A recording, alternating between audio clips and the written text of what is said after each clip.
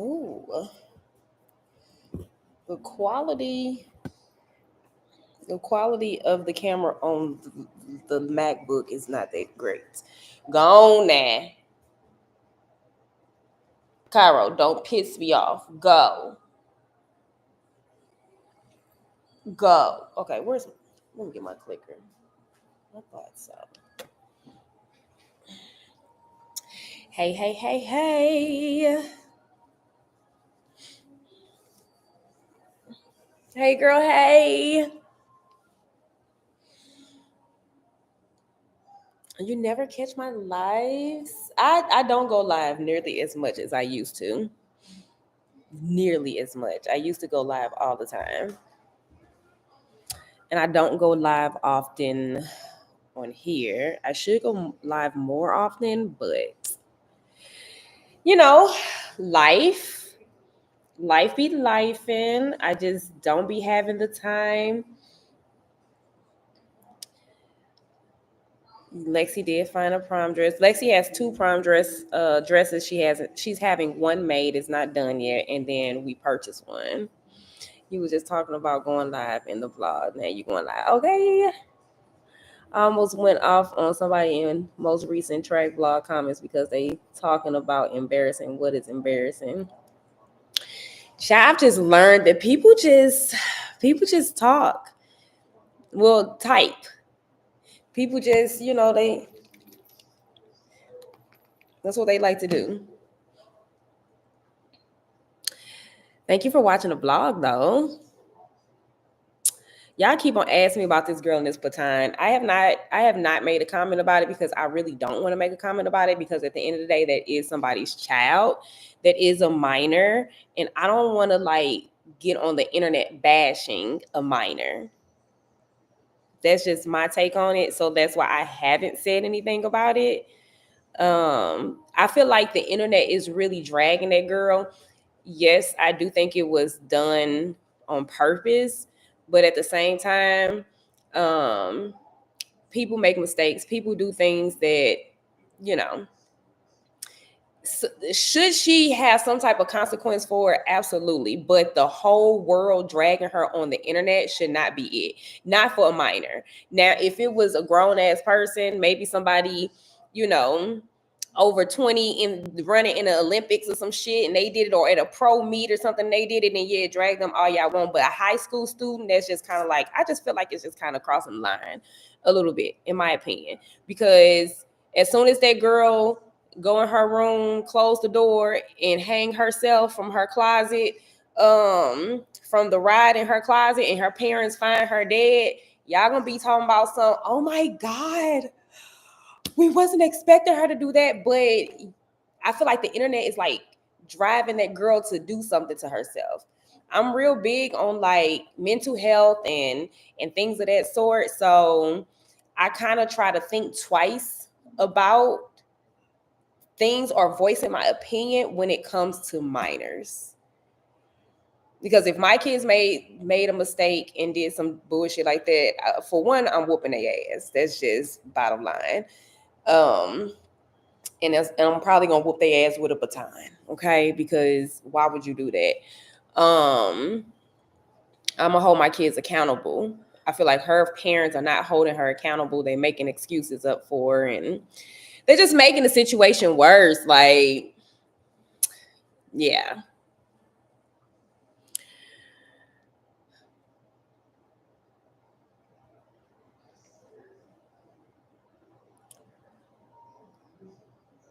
My DJI, I have to do another video on the settings. Yeah, I'm not a pro at this. I literally just kind of went online, watched a few videos to watch some other people settings, and I just kind of played around with it until I found what works for me. But I'll do a video on it because I don't feel like it's dead right now. I don't feel like trying to charge it up, and I don't feel like it right now. I spent 8 hours editing that vlog that y'all just watched, and then another hour trying to wait for it to upload to YouTube. Then I had to wait an hour for it to upload to my thumb drive. For some reason, it took forever, and it normally don't take that long. So that's 10 hours. That's 10 hours of my day today that I have been working on one video, and I'm just mentally exhausted, and I just don't want to have to think. I don't want to have to think right now.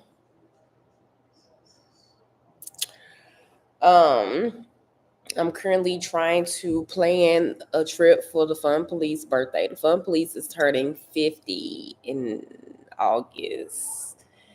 Child, that man is old. My man is old. He turned 50. But I think we're going to go on a cruise. So I've been trying to put the cruise together. I appreciate that. I just finished 5 hours of my vlog today as well. I need an editor, but I'm not paying for it until I'm monetized. I'm monetized, and I'm still not paying for no editor, honey.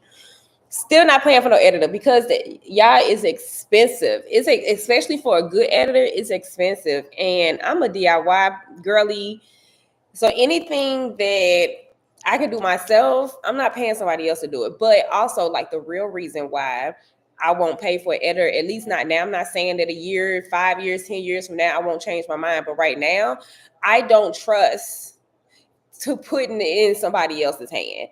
It's too many what ifs. It's like, what if they don't know this? Or what if or it's like, when I'm recording, sometimes I'm recording with a purpose. I already have a vision in my head. I already know how I'm going to edit it. You know what I'm saying? So I record on purpose. So like when y'all see my montages, those are done purposely. Like, in my head, I already have the vision. So I'm getting the clips that I need for that vision. So if I'm doing that and I'm handing it to somebody else, how do they know what the vision is? Like, I could tell them, but like, how they gonna understand what the vision is? College students are great and cheap. Yeah, that's true. But as of right now, I did want an editor because it will free up a lot more of my time, but it's like, it's too much involved, too much within the thought process involved in it. Plus, I just don't want to spend the money. I'm tired of spending money, y'all. When I say I'm tired of spending money, I'm so tired of spending money. I just feel like everybody got their hand out. Just everywhere I turn, everybody got their hand out. It's like, you got to pay for this, pay for that. This price went up, that price went up. Sick of it. I use what do I use? Yeah, Final Cut Pro.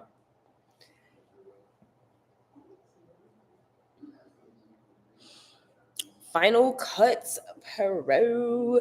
I used to use, when I first started doing YouTube, I was using whatever app comes on the MacBook. I don't know, I forget what it's called. iMovie.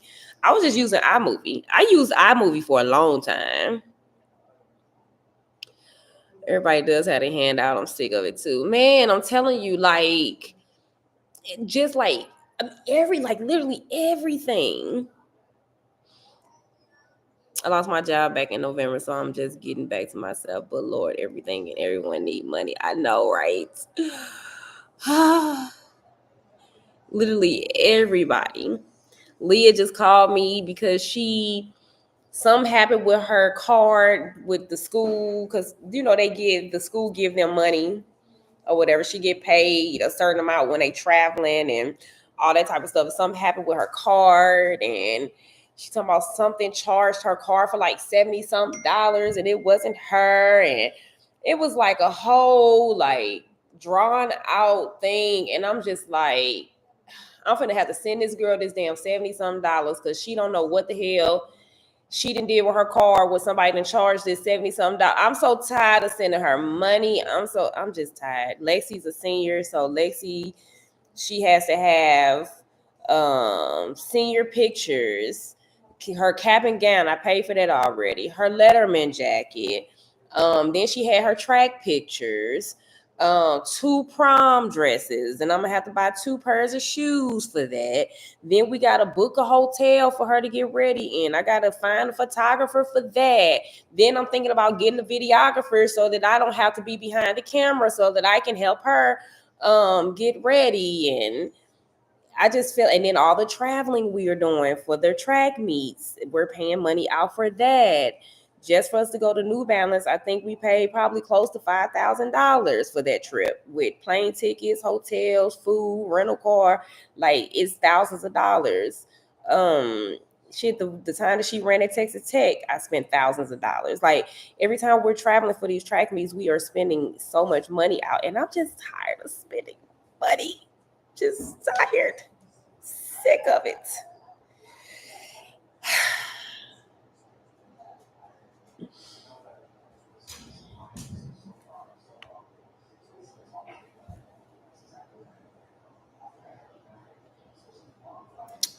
So yeah, that's where I'm at, y'all. That's where I'm at. Billy and Cairo, don't start all this arguing.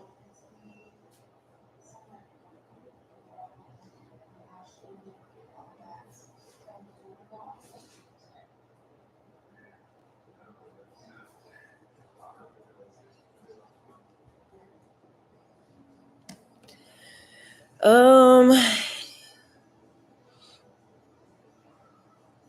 hey, any advice to start out the real estate process? Any recommendations or things I should know before? It depends on what end of real estate are you trying to be on. Are you trying to sell real estate? Or are you trying to be an investor? Are you trying to be a landlord? Like, what side of real estate are you trying to be on? Especially if they think you have it, not knowing things happen behind closed doors that you don't know about. Child, my kids always think we got it, baby. Shh. Now they always think they daddy got it. They be so disrespectful because they think all the money is coming from their daddy. It's like, so y'all don't realize that I have a nice income, like that I have money too. I'm like, y'all need to start putting some respect on my name because your daddy is not the only person with a little money.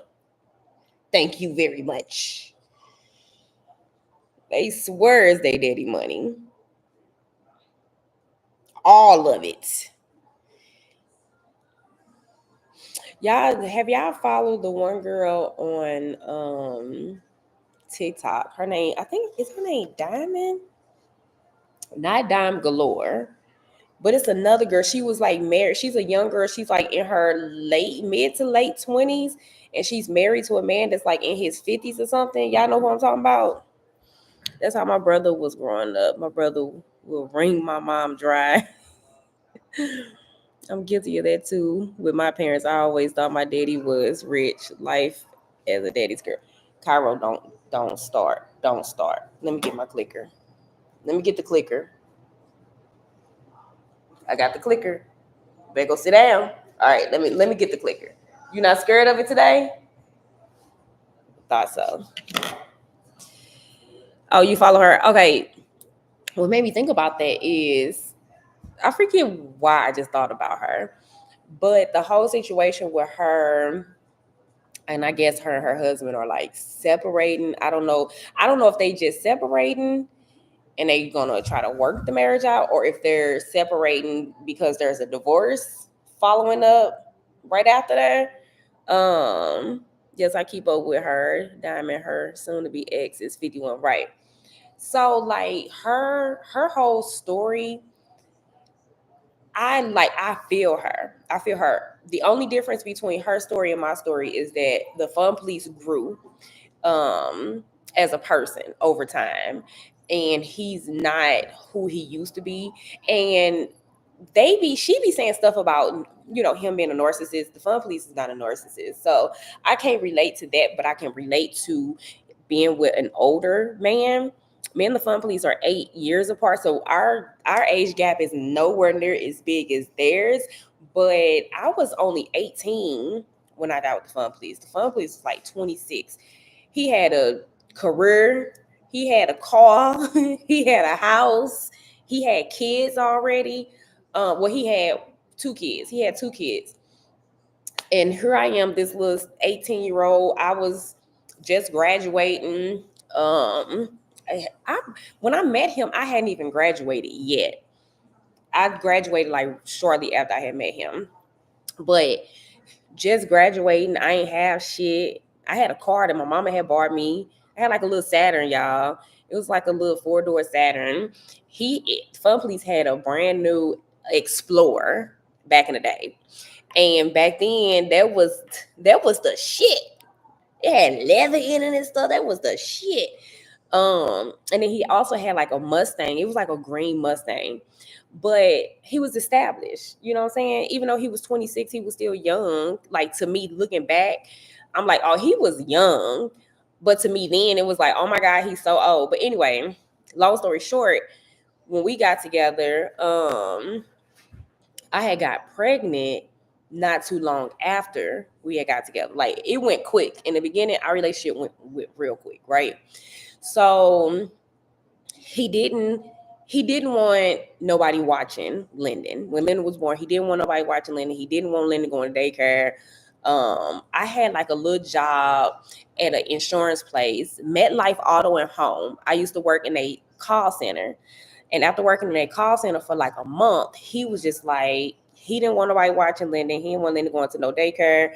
And I was just at home. Like, I just wasn't working. He was just paying everything. He was paying for my car, keeping money in my pocket, for just little stuff like to eat. He was buying everything Lyndon needed, diapers, formula, like all this stuff, right? And then he bought a house. If y'all from St. Louis, y'all know Bell Fountain. He bought a house in Bell Fountain right after I had Leah, because I was living with my mama still when I had Lyndon. And then I got, of course, 3 months after I had Lyndon, I got pregnant with Leah, probably sooner than that. But anyway, right after Leah was born, he had bought a house in Bell Fountain. It was like a little small 800 square foot house, 2 bedrooms, y'all. So we ended up moving in together. That it was not a plan. It wasn't nothing that we sat down and was like, okay, we finna do X, Y, and Z. It was like, he got the house. Me and the kids was at my mama's house, and he was like, yeah, it was so funny because like I didn't even know he was shopping for a house.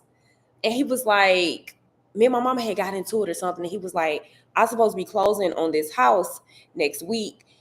Here's the address. Go drive by and tell me what you think. And I drove by the house and I was like, I mean, it's a house. Like, it's cool. Back then I didn't live the lifestyle that I live right now. Well, I drove a BMW. We lived in a big 2-story house, but still, like, I didn't, my what do you call it? Like, what's the word I'm looking for? Like, kind of like my expectation, or I didn't require much back then. So saw this little, small 800 square foot house. And I'm like, I mean, it's a house. It's cool, whatever. He was like, all right, I'm closing next week. You and the kids move in. So I'm like, all right, cool. That next week, I packed the kids up. We move in at this house that he had bought. And I was just a stay-at-home mom. I just stayed at home with the kids. It was times that the Fun Police worked 2 jobs, not a full-time job and a part-time job. The Fun Police was working 2 full-time jobs. One, he worked in the daytime at BJC, which is a big hospital here. He used to be an electrician for them. And the second job, he used to work overnight at a factory in Illinois. And he used to work his ass off to provide for us. But I was accustomed to that. Like, that's all I knew. All I knew is I stay at home with the kids. And then it was a point in time where he was paying for the kids to go to daycare just so they could be around other kids when they had got a little older. Like, when they was like maybe 3, 4, he was paying for them to go to daycare so they could be around other kids. But I still stayed at home even then. But over time, as I got older and I start understanding stuff more, and I start like growing into myself, if that's what you want to call it, I started like wanting to do other stuff other than being a fucking stay-at-home mom. Like, don't get me wrong, like, I am grateful that I had the ability to be able to be with my kids, but I didn't want to continue being no damn stay-at-home mama. Like, I wanted to do other stuff. And then it was like I started realizing that I'm the shit out here in these streets too. I started realizing how that oh, I'm pretty, I'm smart, you know what I'm saying? Like, I'm talented. I have so many talents, like just hidden talents that I didn't know that I had. I was very creative. Like, when I started realizing this stuff and I started like just coming into my own, he ain't like that. He never said that he didn't like it.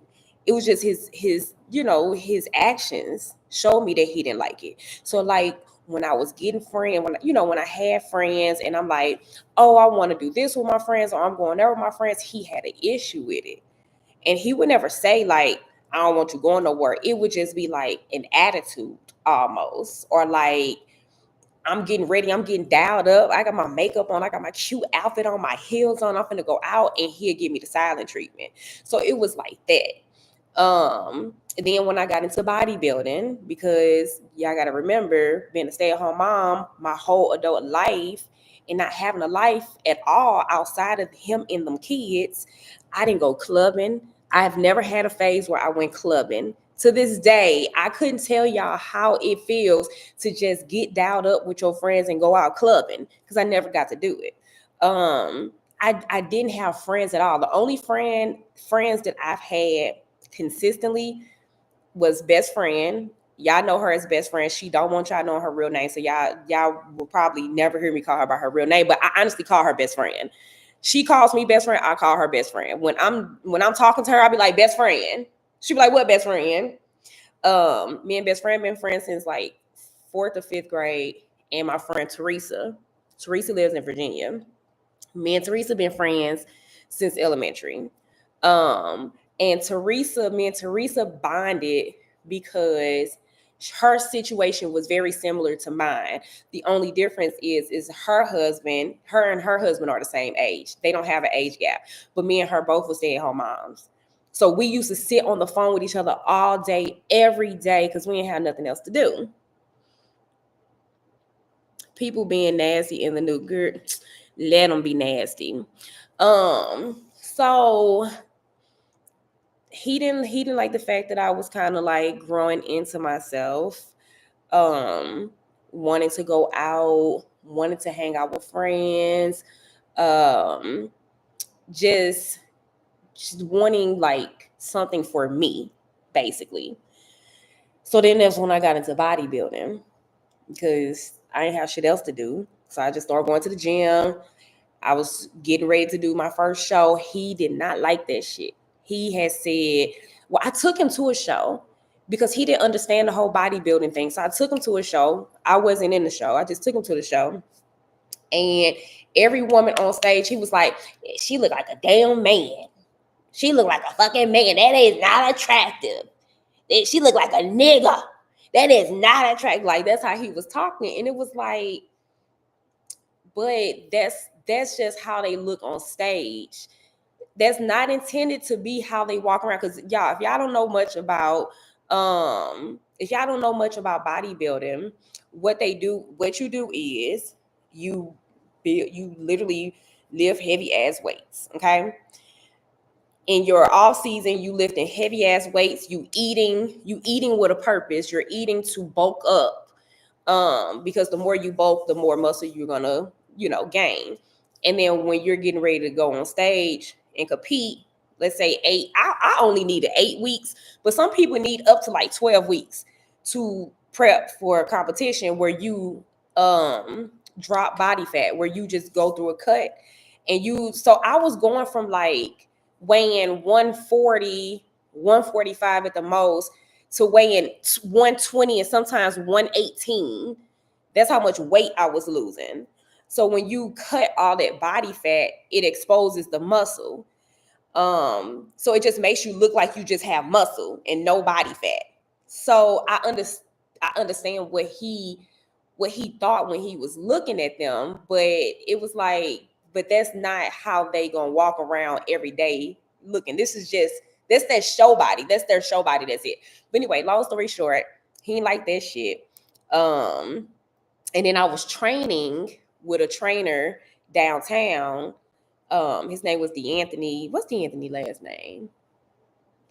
DeAnthony is known here. He's one of the personal trainers that is like well known, and he's well known for training bodybuilders. And that was my first trainer, like my first coach. And I was driving all the way downtown to train with him. He ain't like that, because in his head, this nigga, training my wife, he ain't like the man. When I tell y'all, the fun police used to cut up. He used to stay mad. Like, we used to stay getting into it because I was training with this coach. Then it was like, when I was fighting back, not physically, but when I was fighting back, meaning like when I saw, instead of stop doing what I'm doing because I see that he's uncomfortable with it, I was on some, man, fuck that. Like, I'm a grown ass woman. I can train or I can do whatever I want. You can't tell me what and what not to do. You want me to just sit up in this house with these kids all damn day and not do nothing for myself. So that's kind of where I was at. And then he was looking at it like, you going hard to train with this nigga, like it's something going on. And y'all, it was like a whole ordeal. Yeah, my brother is training now for a show, but we'll be in St. Louis with his coach. The progression of body got to, it's sometimes it's almost scary to see, because sometimes, like, when you're not, okay, let's say before I get on stage, my muscles will be flat. I mean body fat. I knew you had mixed up the words. That's why I just stopped reading it out loud. So like before I go on stage, after I cut all the weight on my cut, and before I go on stage, my muscles will be flat. I just look skinny. I just look just skinny. Then you start eating sugar and salt. Some people don't need the salt. They need the sugar. Some people don't need the sugar. They need the salt. I used to need both. So basically what I was doing, I was taking jelly and I was sprinkling salt on top of the jelly and just eating it.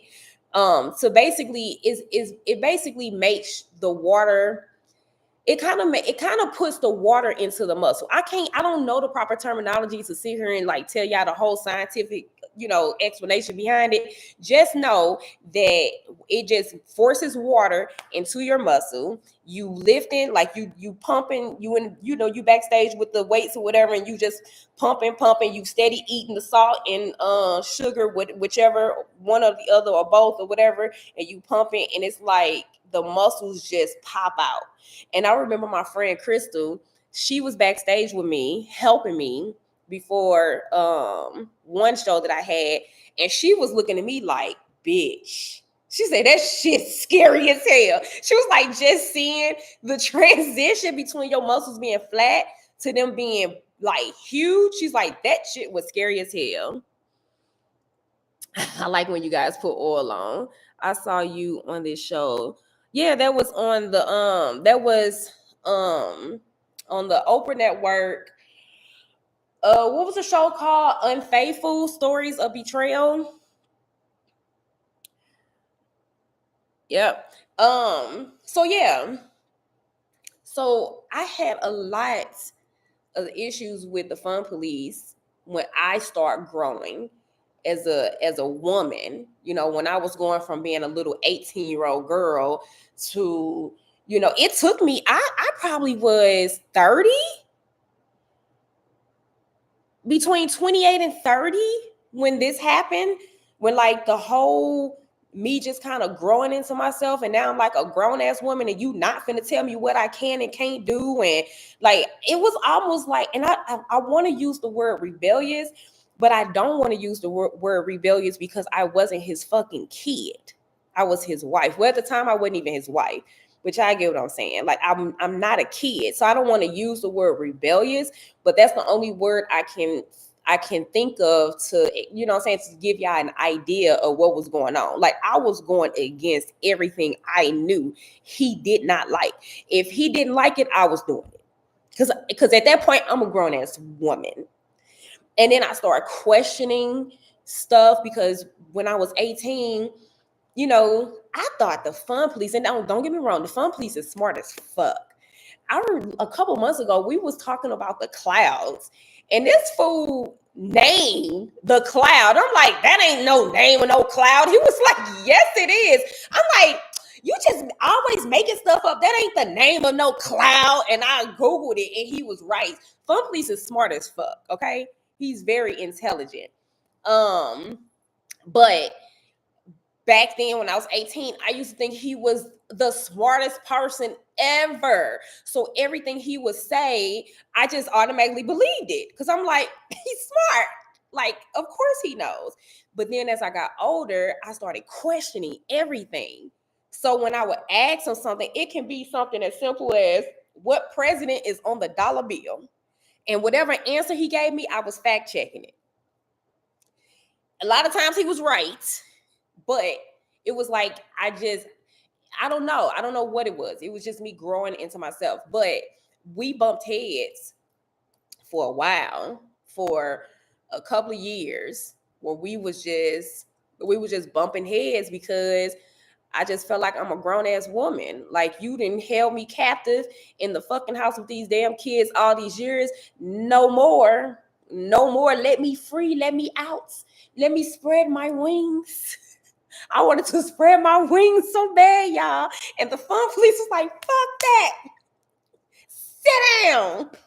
Yeah, it was bad. But that's what made me think about Diamond, is because I'm like, some of what she say, I can relate to it so much with being in a relationship with somebody that's older.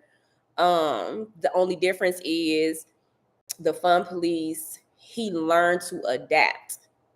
He started to learn to adapt when I was willing to walk away, when I was just like, oh yeah, it was bad to the point where I was like leaving like for days at a time. I would I will bounce for days at a time. I remember one time I called myself leaving and I went to my sister's house, but I didn't want him to know that I was at my sister's house. So I was literally parking my car somewhere else and then stand at my sister's house because I wanted him to think that I wanted him to just not know where I was at. Like, I wanted him to think it was deeper than what it was. It really wasn't that deep. I was just at my sister's house. Baby, I woke up in the middle of the night to this man trying to track my phone. It was like some type of message came to my phone. He was trying to track my phone because he was trying to figure out where I was, which I don't think, because it was like I had to accept it and I didn't. But for some reason, like somehow he still knew where I was because he had called me at like 6 o'clock in the morning, was like, before you drop the kids off, come to, I forget where he was. I think he was like at a McDonald's. Wherever he was, it was right where I was at. It was like right in the vicinity of where I was at. And when we got there, he had breakfast for me and he had breakfast for the kids. And we sat down and ate. This is before I had to drop them off at like school. Was they in school at that time? I know Leah and Lyndon was in school. Lexi was not. Lexi was still at home with me. And he basically was pretty much in so many words begging me to come back home. But yeah, he learned. He learned quick. He learned to just allow me to be who I am or don't be with me at all. I think he realized that now. Huh? You say what? Yeah. Tell you something, but I can't see it online. Can you text it to me? No, it's too long. I need to know if this crash out was a reasonable crash out. Or was I just crashing out? I don't know if I can what do you call it? Pause the live.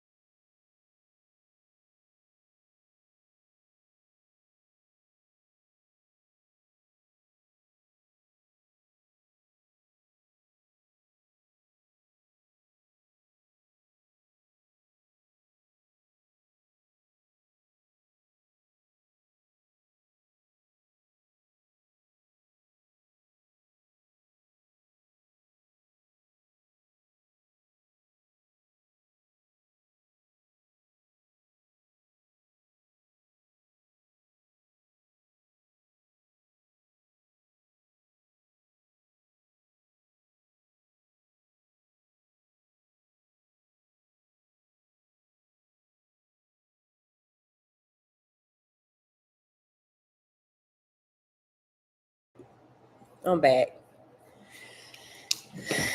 Yeah, I had you choked up. Ain't know what to do. Choked up, Kyra. And you grabbed up. Okay. Come here. Let me make one. Huh? Okay, y'all, where I was at. Where was I at? Forget what I was talking. Don't come. No, Cairo. Can you? It's time for you to put him in his bed. Bedtime. You've been out all day. Bedtime. Getting on my damn nerves. Damn nerves.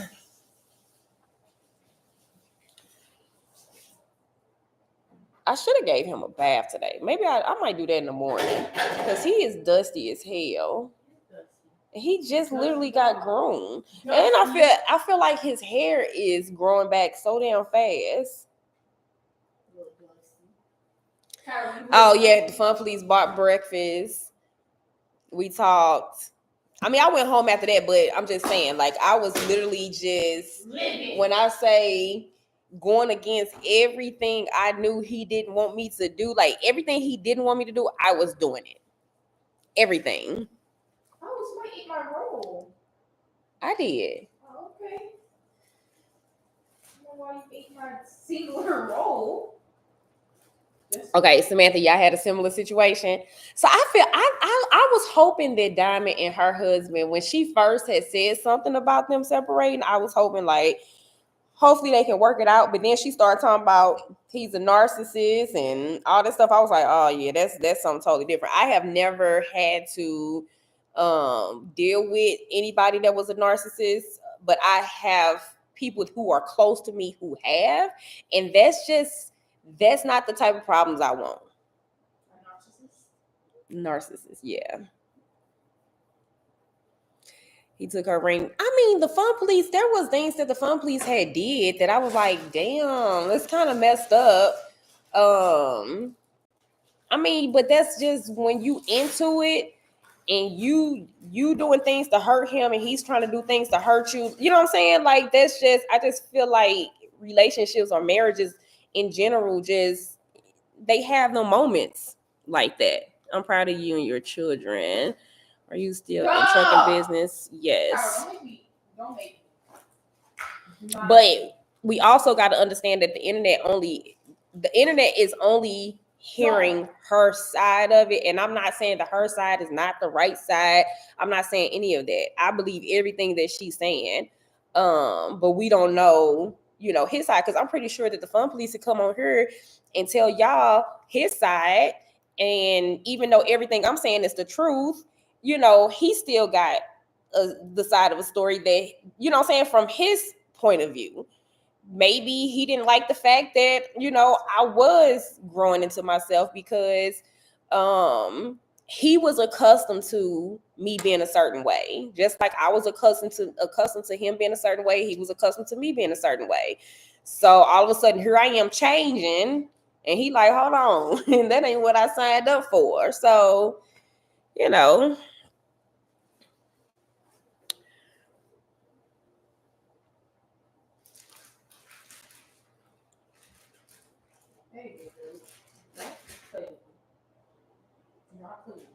Stop. I ain't somebody to play with. You keep on acting like I am, Connor. Do I look like somebody to play with? Do I look like somebody to play with? He's looking at you like, actually you do. Actually you do.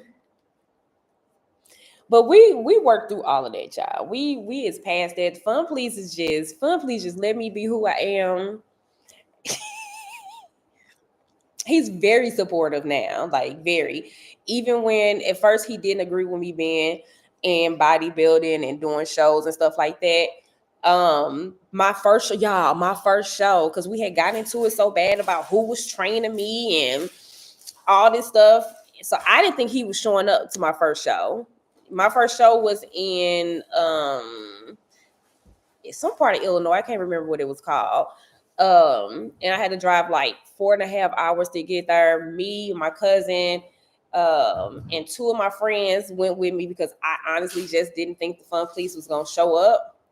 And right before I went on stage, or right when I came out on stage, he was in the audience with a hat on that he had made with the colors that I was wearing, with the color of my suit that I was wearing on stage. He had a hat that said Team Adams on it.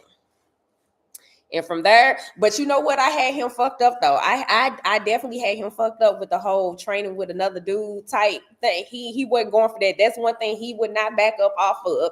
So y'all know what he did? He found me a trainer. He found me a whole nother trainer. And it was this guy that he used to go to school with, named Fred. And to this day, I love Fred to death. Like, love him to freaking death. He probably was the person who really kind of like got me like as far into bodybuilding as I went. Like, he kind of like got me to the point to where I was before I stopped, basically. But that was the Fun Police friend, and he hadn't talked to that dude since they was in high school. Mind you, the Fun Police graduated high school in '94.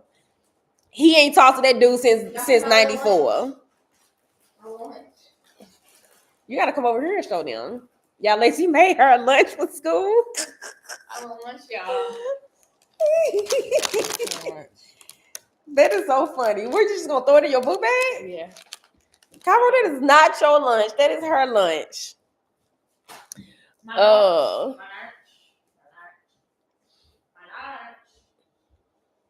Yeah, them are the best chips. So yeah, so he had found me a trainer. I trained with him, and then eventually I started just training myself. But yeah, that was one thing that Fun Police was not backing down on. He was like, no, you not finna be training with no nigga down in the in downtown. That was like 45, 50 minutes away from us at the time. He was like, no ma'am. But now he's super supportive. Like, everything. I'm not gonna sit here and say that he's never been supportive. Like, back in the day, he was never supportive. He just didn't have anything to be supportive of because I didn't have anything going on. I literally woke up every day. I used to iron his clothes for work. I used to get the kids ready for the day, take care of the kids. I had 3 kids, so y'all already know taking care of 3 kids. If you a mom, you already know. I can't eat this anywhere close to you. Put that in the refrigerator. Put your sandwiches in the refrigerator. He's watching. Yeah, he's trying to see where you going with it. When I had made that chicken, remember when I was breaking that chicken up yesterday, and I went to throw in the trash, he laid over there and just watched. He's like, oh, let me see what yeah, because he keep on going to the trash can, trying to lift the trash can up, and I keep telling him, stop freaking playing with me. He's trying to see if that chicken is still in there. Y'all, if Bentley had thumbs, he would eat everything in his house. He would eat us out of a house at home if he had thumbs. See, you big. He got a still in my hand. He is food driven. He is food driven. Cairo is not really food driven like Billy. Right. That's why you fat now. Oh, hold on. Take Cairo. Good night, Cairo. You want a cookie or you want ice? Which one do you want? A cookie or ice? Oh yeah. Cairo loves ice. Which one? You want ice? You want ice? Or do you want a cookie? So yeah, we had our back and forth for a while until I got to the point where I said, look, either take it or leave it. Exactly. Same. That's basically where I was at. Was like, this is who I am. It's either you gonna stay and learn how to love me for who I am, or you can go on about your business. But I mean, he didn't know who I was because for all those years I didn't do shit, y'all. Like, I literally didn't. Like, thinking back on it, I was like, how did I allow myself to spend all of my 20s not doing nothing?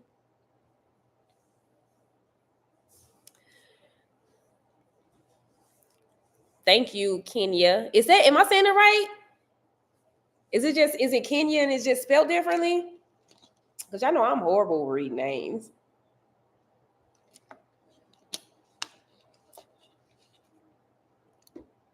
Yay, I got that right.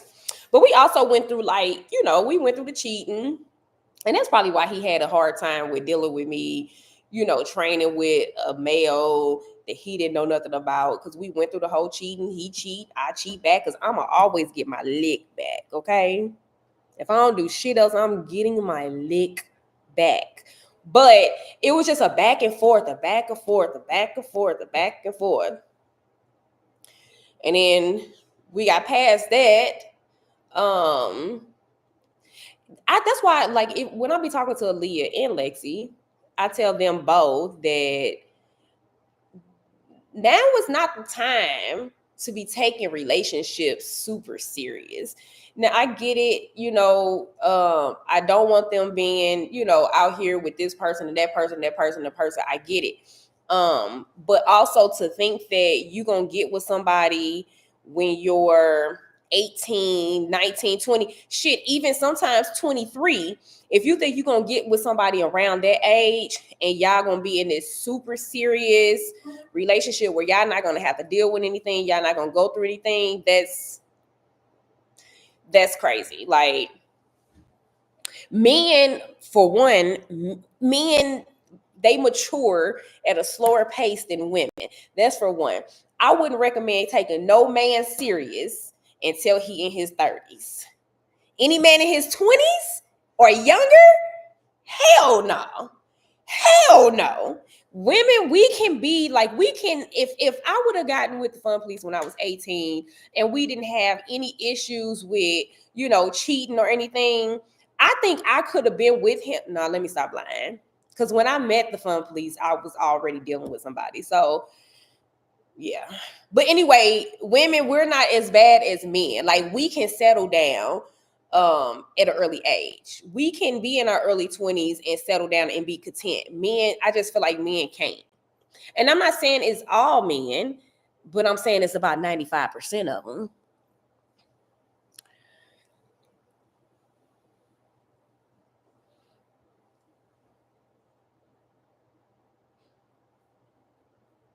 Yeah, explore dating. Like, how do you know what you like?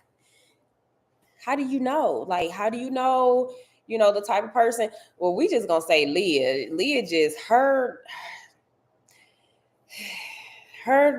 people, the people that she attract is questionable all in itself, but we're not going to talk about that. But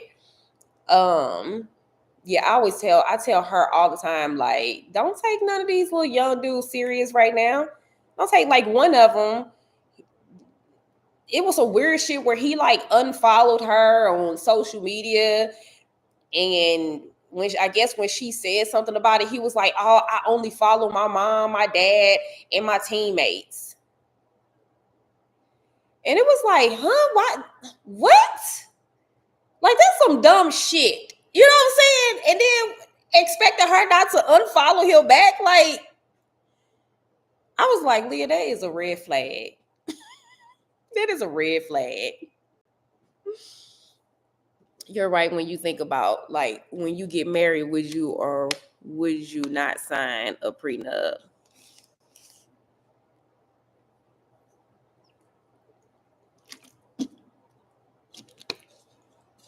Sounds like my dating life. Damn, April. Damn. I heard the dating world is trash. That's why I'm like, I thank God me and the Fun Police was able to work through things. Me and the Fun Police have been good for probably about 15 years or close to 15 years. Like, when I say good, I'm meaning like good in the sense of I don't worry about like shit that he do. You know what I'm saying? Like, I'm not, because at first, a long time ago, I used to be pressed at all times, like where he at, who he with, who he talking to, who calling his phone, who texting him. Like, I used to be so pressed because it was just, I was insecure because of the cheating and all this stuff early on in the relationship.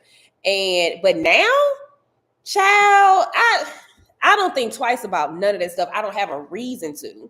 Like when I say I don't think twice about none of it, none of it. His phone ring, I don't budge. Like I might joke with him here and there. If I hear his text message go off, I might be like, "Who texting us?" Or we joke a lot where I'll call him and be like, "Where you at?" And he'd be like, "Oh, I'm over my side chick house right quick. I'm gonna have to call you back before she get mad." We joke around with each other like that, but no.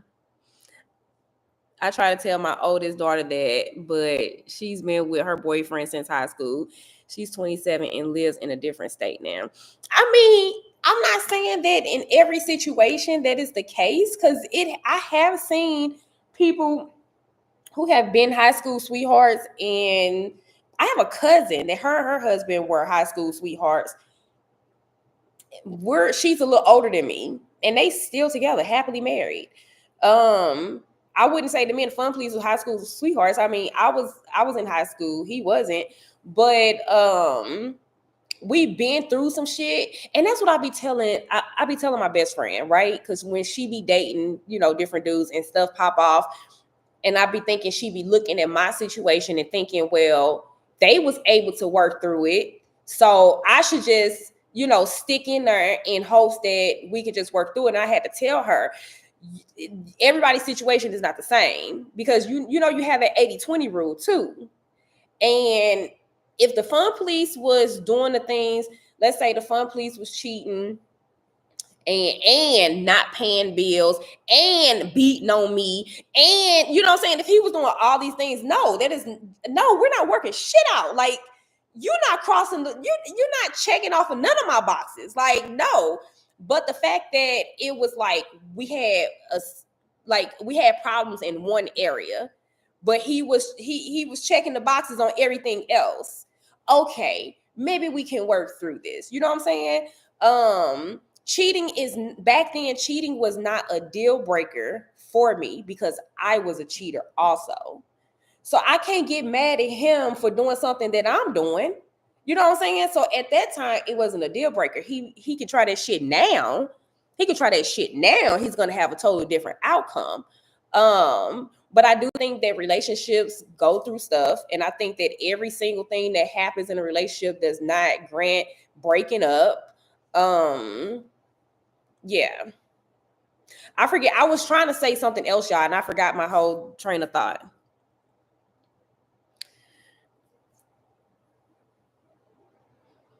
I definitely didn't want her to move. She hasn't lived anywhere with a boy, but she got the hell out of St. Louis, and they are doing great. That's good. I want my kids to get out of St. Louis. Like, I push for them to get out of St. Louis. Like, go move somewhere else, honey. Because I feel like once you get comfortable in St. Louis, it's like it's hard to get out. Am I tripping? It's hard. It's hard. St. Louis is the hardest place to get out of. I'm 22 and been with mine for 3 years, going on 4. And you're right, you're going to go through a lot. But I feel like if you cross my boundaries that I said hi, then I'll let him go. And I told him. And you got to stand on that. Been happily married to my husband 32 years and couldn't imagine dating now. Nowadays, dating is 90. Dating in the 90s was wild enough. Yeah, that's why I was so thankful that me and Fun Please was able to work our differences out and get to where we are now, because I could not imagine being in the dating world right now. Hell no. I couldn't even imagine having to like learn somebody new, go through the ups and downs. Hell no. Did you ever think early on in your relationship that you guys weren't going to make it? Yeah. Here and there, like, it was times where I was and I didn't think we was gonna make it. Y'all, there was a time where I had met, this is like the darkest part of me and the Fun Police relationship was, if Lexi's 18 now, Lexi had to be about 2. So this was like 16 years ago, maybe even 17 years ago.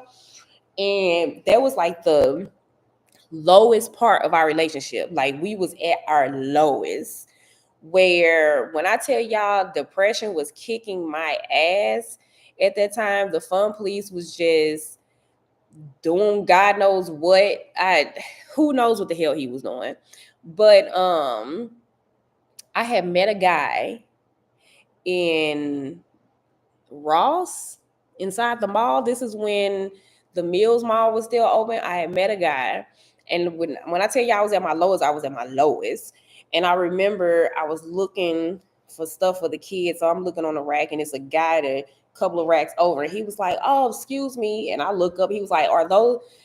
Do they have pants on that rack?" And I'm thinking in my head, like, why the fuck would you ask? Like, if you don't bring your ass over here and look for yourself, like, why would you ask me? I was so annoyed because I'm like, why is you even talking to me? And he said something about, he started talking about his church, and he invited me to his church, and we exchanged numbers, but still in my head, I'm like, so lame. Sitting over here inviting me to his church. Like, do I fucking look like I want to go to a church? Like, that's where I was at that time. And I don't remember, like, there's gaps in the story that I just don't remember because I didn't care to keep up with. But long story short, it was somebody I ended up messing around with. And the fun police found out.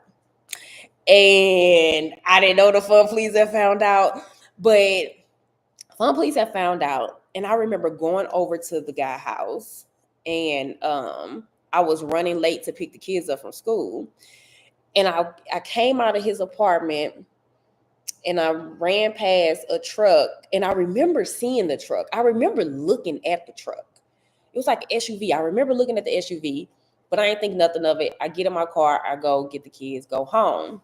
Shortly after I get home, the fun police comes home, and he immediately confronts me about being in somebody's house. And I'm like, no, I wasn't. You know, of course, I'm not going to just up the information. And he was like, I fucking saw you. It's like, I fucking saw you. You was late going to get my damn kids. Like, he was pissed. And I'm like, he saw me. Still didn't really realize what he was saying. But that was him in the truck. He had switched trucks. He had switched vehicles with somebody else so that he can do a stakeout. And that's how he saw me, because he was in that truck. So yeah, I got stories for days. Stories for days. This was, it was on the episode. That was,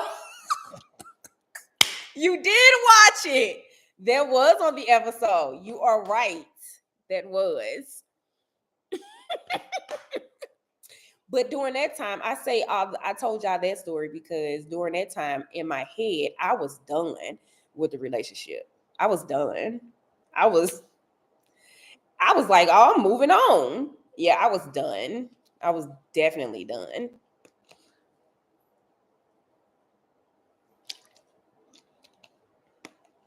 We was young and wild. Being young, and then also being young with no guidance. He didn't have guidance. I didn't have guidance. He grew up in a 2-parent household, but it was a toxic 2-parent household. So he witnessed a lot of stuff between his parents that a kid shouldn't have to witness. So that was the example that he had of a marriage. Okay. Me, on the other hand, I grew up in a single parent household. My mom was a single parent. My daddy was married. My daddy was married when I was conceived. When me and my sister was conceived, my daddy had a whole wife at home. And other kids. I knew who my daddy was. Like, I knew if I saw him somewhere, I knew that was him, but I didn't see him. I don't remember seeing him for birthdays, Christmases. I don't remember him just stopping by just to say what's up. I don't remember any of that. I don't remember my daddy coming to parent teachers conference. I don't remember him taking me shopping. I don't remember him taking me to the movies. I don't remember a lot, but I knew who he was. So that was the example that I had of a family.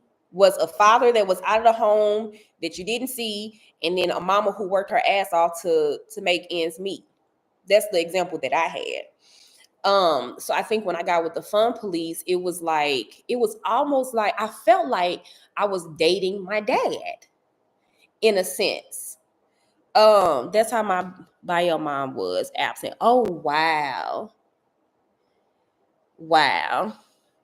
You may not go live often, but it's definitely giving quality over quantity. Thank you.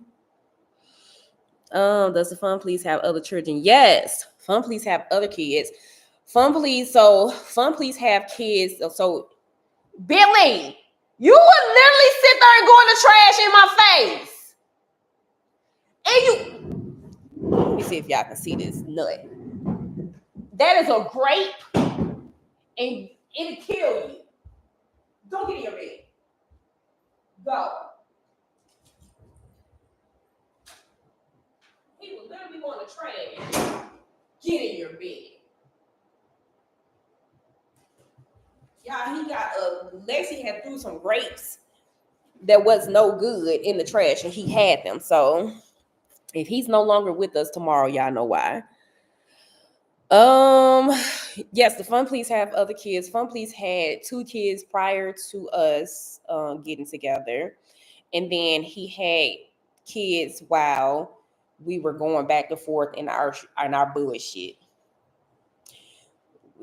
I'm doing my thing, he doing his thing, we come back together, I do, you know what I'm saying, like the toxic shit in the beginning of our relationship. Y'all have managed your marriage, family, and children very well. It's impressive. I'm happy for you guys. Beautiful family. Thank you. It was not easy, honey, okay? It was nowhere near easy. I lost a lot of brain cells in the process, okay? In the process of us figuring it out. We have figured it out enough. I'm not gonna sit here and say that we have totally figured it out, because of course there are things that still need to be worked out, or things that could be better, but that's every relationship. That's literally every relationship. But we are in a happy place. We have been in a happy place for about 15 years now. We have had no infidelity, at least none that we know of, in over 15 years.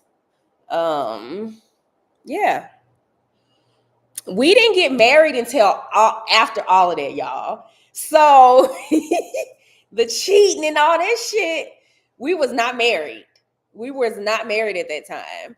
The kids, any kids that he has had that are not my kids, we were not legally married when those kids were conceived. Should I be here? Probably not. But I had dirt on me too, y'all. So it wasn't a lot that I can do. You know what I'm saying? It'd have been messed up if I was like, you know what, you don't deserve me, I'm leaving. And here I am. The only difference is all of my kids are his kids. Like, no ifs, ands, no buts about that shit. I ain't played them type of games.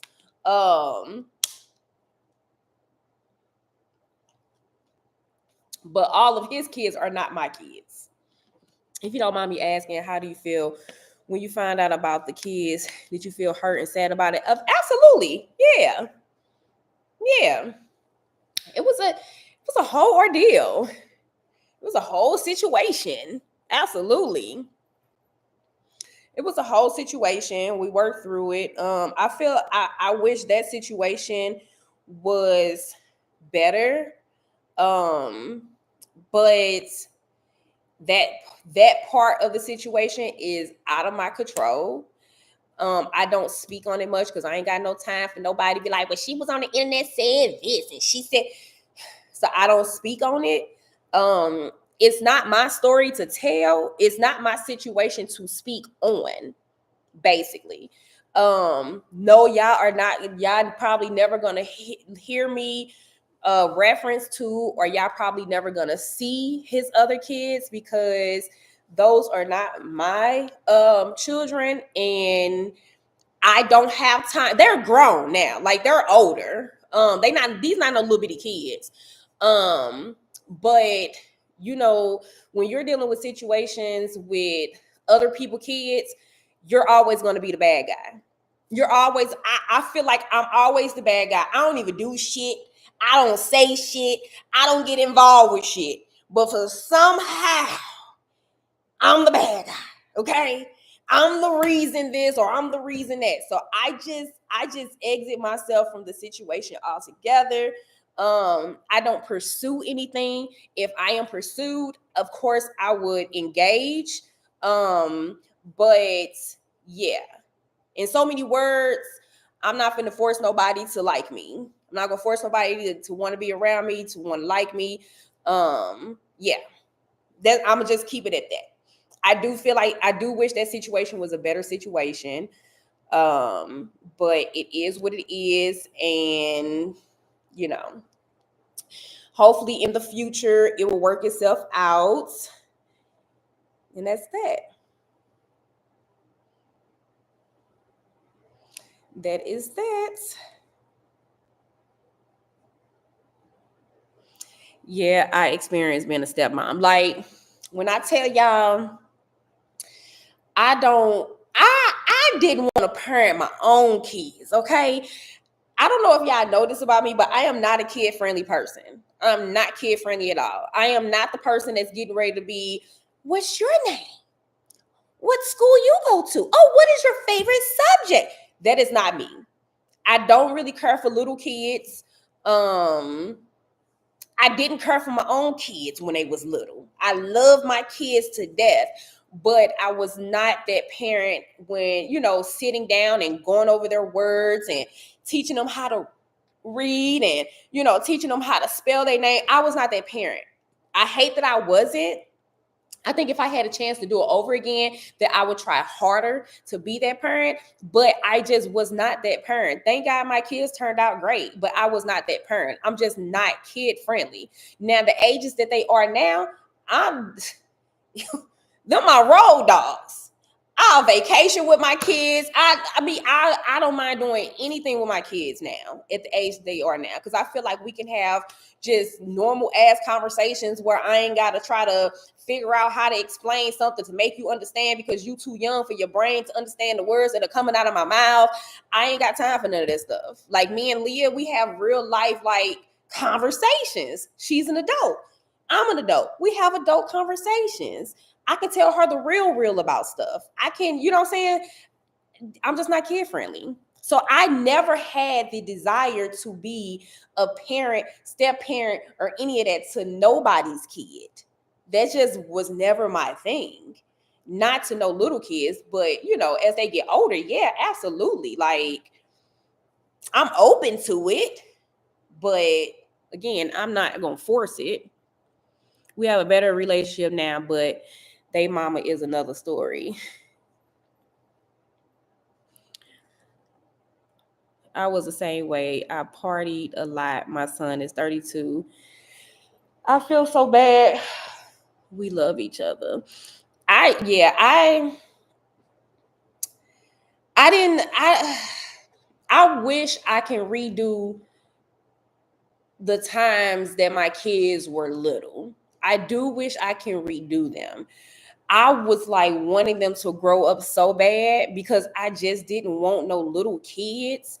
It was depressing. I was just like, what on earth made me pop out 3 kids back to back the way that I did? In my head, all I was doing was, you know, I'm trying to prove a point. I'm trying to prove that this my man. This my man. Okay? I'm having kids because this my man. Not because I wanted to have kids. Like it was just me proving a point. I love my kids. I wouldn't, if I had to do it over again, I would definitely do it over again just so that I can have my kids again. But I had kids for all the wrong reasons. It wasn't because I just wanted to be a mom. It was just because I was trying to fucking prove that a nigga was mine. Whole time shit. He was for the streets. Damn. Let me get some more water, y'all. My mouth dry as hell.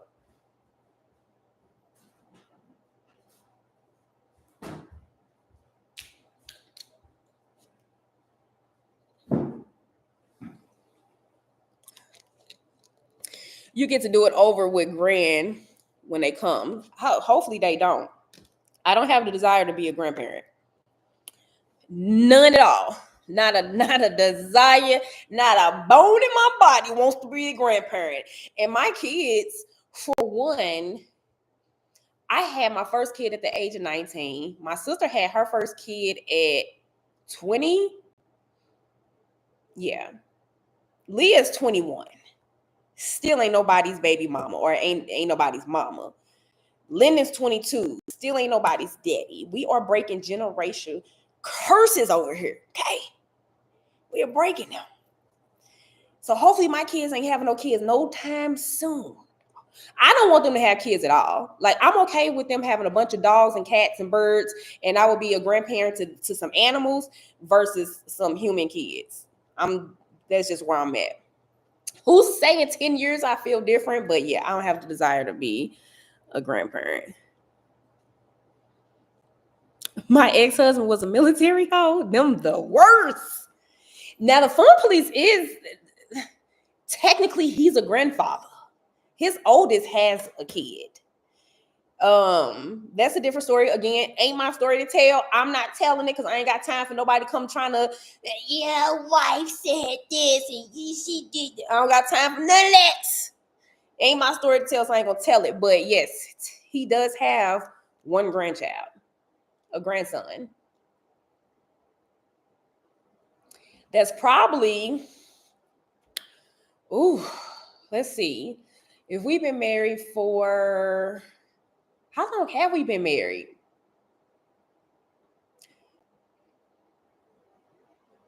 Is it only going on 13 years? 13, 14, 15. Yeah, because we was engaged for 2 years. We took 2 years before we even, so he proposed Burley. He half-ass proposed. Oh, have I told y'all the proposal story? He half-ass proposed, but then it took us 2 years before we got married. And he proposed like 15 years ago. So we're coming up on 13 years. So we've been married for 13 years. His grandson is probably, shit. Is he like 13, 14? Hold on, no. Hold on, y'all. Is he that old? He might be. Damn, time go fast. He might be. I never told Leah I want no grandkids. Never said that. They know, my kids know how I feel about having grandkids. Maybe we was talking about something and maybe I was referencing to something, but my kids already know how I feel about that.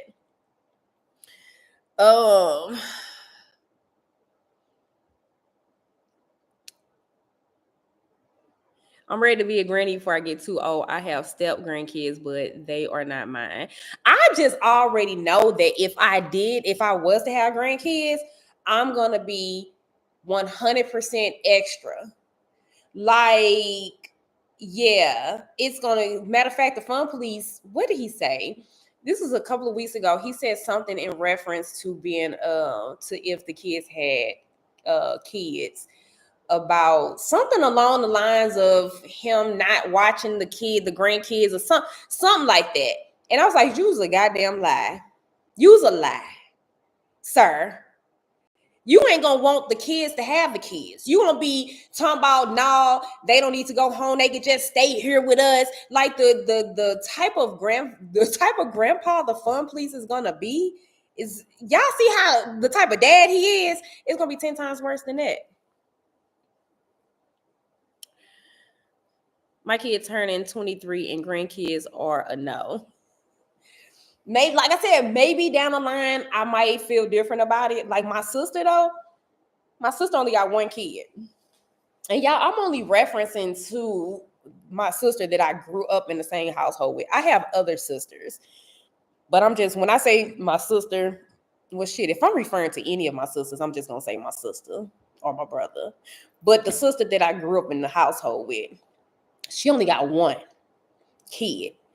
And I know she want grandkids. And I'm like telling my nephew, you gotta make sure you have a girl. I don't know, I don't care what you do to do it, but I'm gonna need for you to make sure you have a girl. Because my sister wants a girl.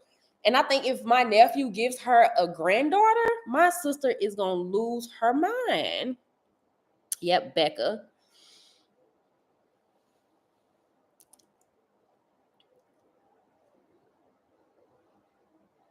Yeah, the grandkids is gonna be, yeah. So if it happened, of course, we gonna go nuts, bananas, okay?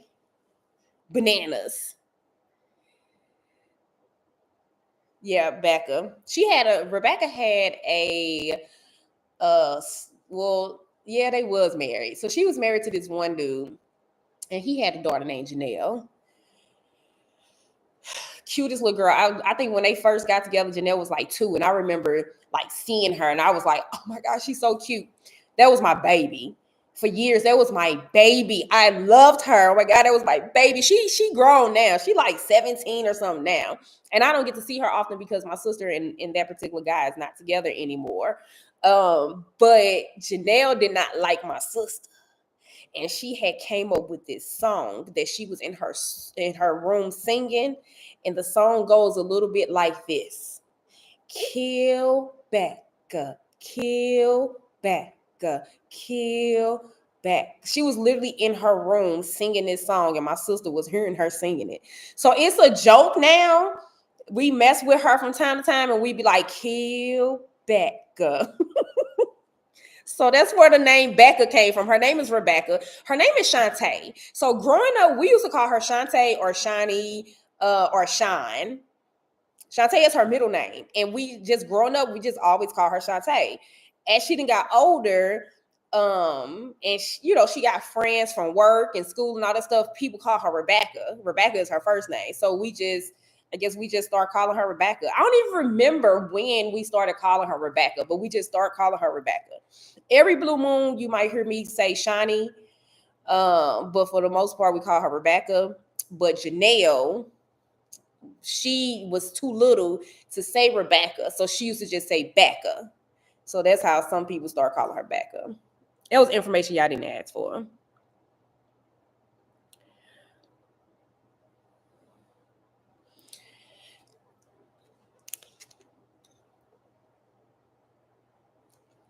You have 3 grandkids. You like being a grandparent?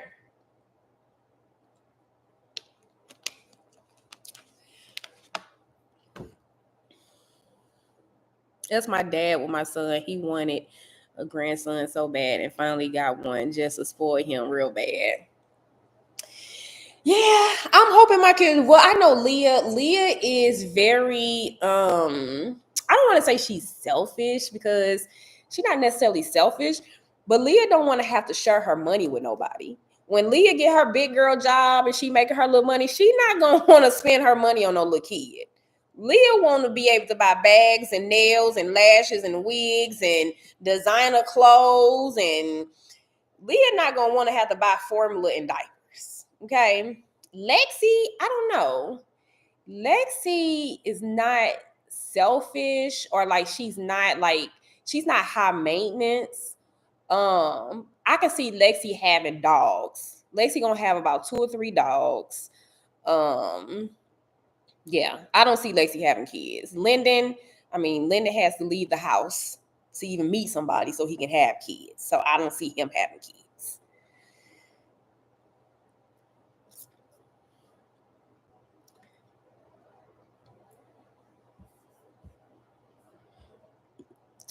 I done told y'all all my little business today, honey.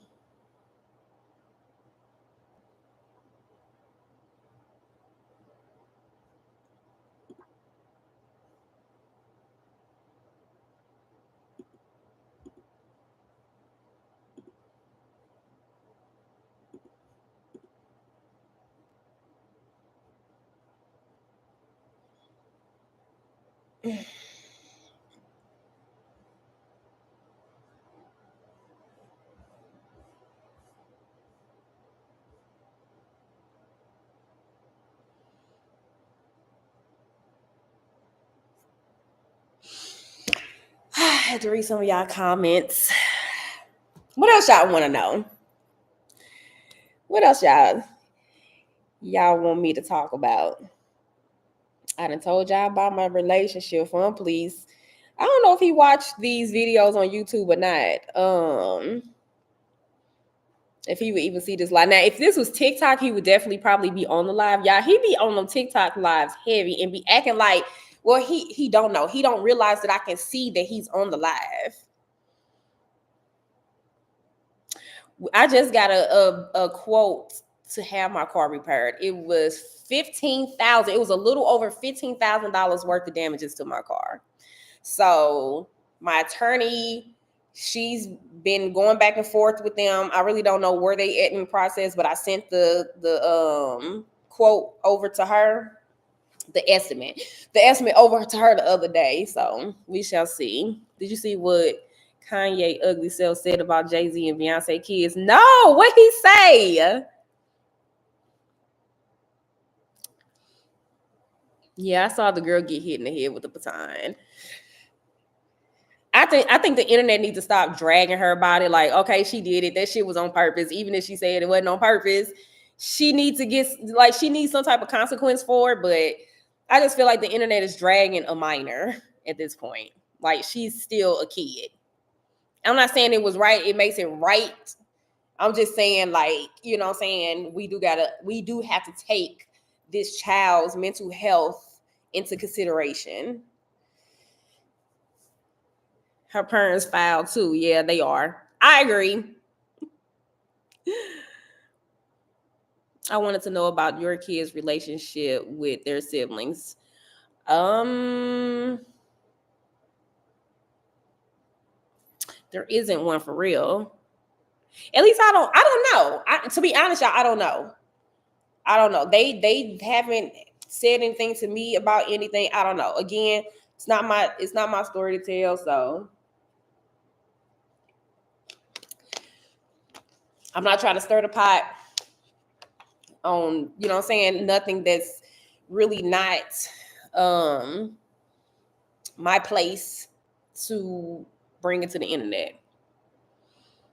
He called her kids the R word. Damn, for what? Yeah, that's a child. Give the consequence and move on. I agree. It's so many different people, though, that is making, you know what I'm saying, these long think pieces about the situation. And it's just like, come on now, y'all.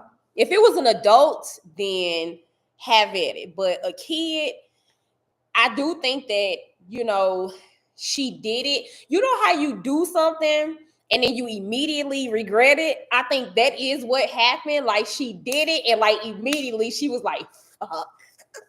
Damn. So yeah, that's what I do think, but I don't agree with you know, dragging her on the internet.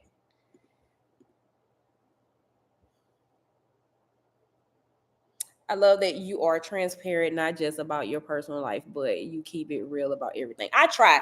Y'all, that is one thing as an influencer that, like, my one goal is to stay as I'm not going to even say transparent, because I know that, you know, if I get bigger than what I am, okay? I'm at what, 1.2 million on TikTok. I've been at 1.2 million for a long time. I should be way further than 1.2 million, but that's just a different story. I'm over 140 subscribers on here. I just hit like over 80 something on Instagram. So I know as my platforms grow, and I get bigger, I think it will be certain things, certain parts of my life that I will have to keep private. But I want to try to stay as, what's the word? Yeah, I'm having a hard time finding my words. Y'all know I'm horrible at like finding the words to say. You know how you look at some influencers, and it's like they cool, and then the bigger they get, they just so out of touch with, you know what I'm saying, with the real world, like with real life. And it's like, I don't know, how can I'm trying to explain it. It's like I know what I'm trying to say, but I don't know how to put it into words.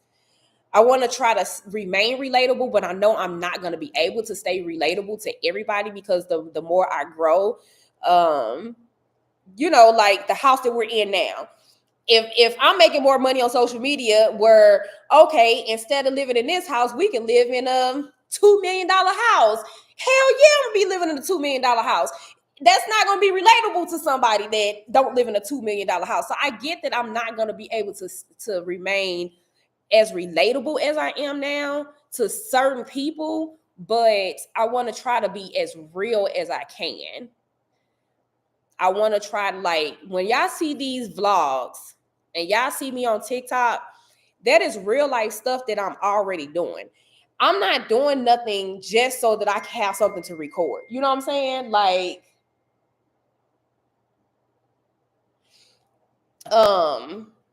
if I go, let's say, because y'all remember I used to do the what I spend in a day, and we go to Louis Vuitton, and I might, you know, buy a couple of bags from Louis Vuitton. I'm doing that. I'm actually doing that in that moment. So, okay, I'm gonna record it in that moment.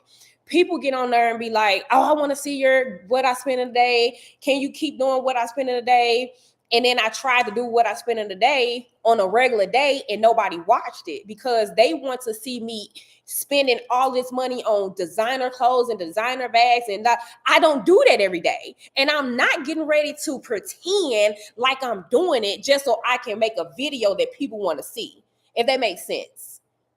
If I go to the store and buy one, and I might record it, I might not, who knows, but I'm not getting ready to say, oh, I'm finna go to Louis and buy this bag so that I can record this video, and then I'm gonna turn around and take it back to the store. Because if I'm being realistic, I'm not Diddy. We live a comfortable lifestyle, but our lifestyle does not allow me to go spend tens of thousands of dollars in the mall every week on handbags and designer shoes. I don't have that type of money.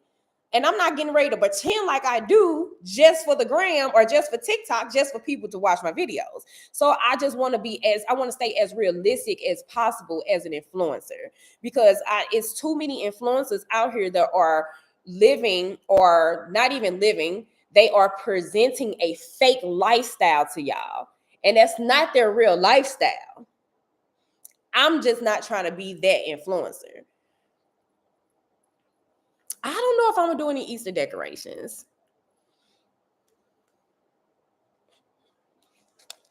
Stay grounded, yeah.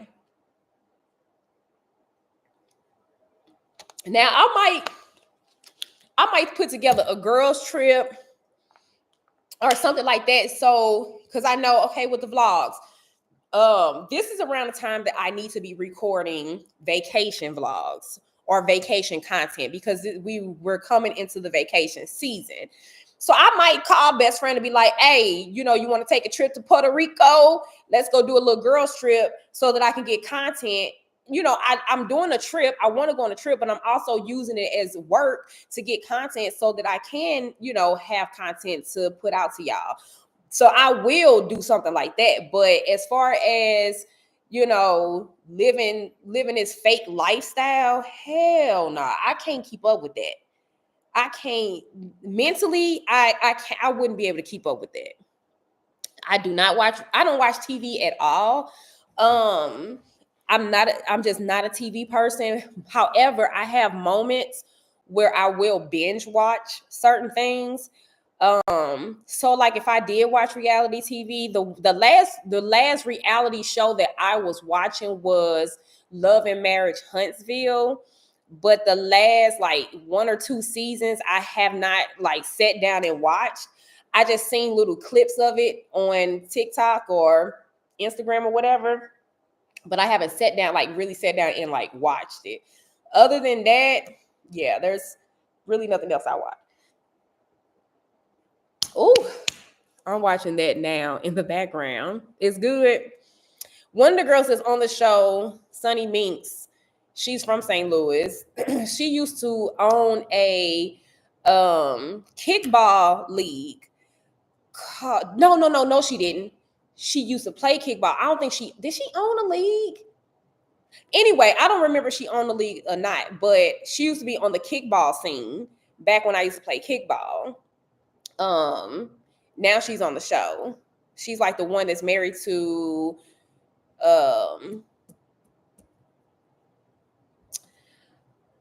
what's that damn man name? Child, I can't think of it. Moses, yeah.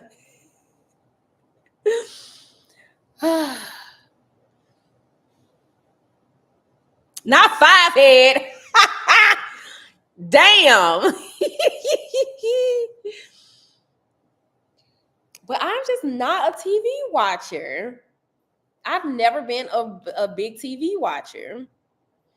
I will binge watch some things here and there. Or like if the Fun Police is watching something, like he's a TV person. Y'all, the Fun Police, that's all him and Lexi do. Him and Lexi watch. They know all the TV shows, all the little series, movies they know.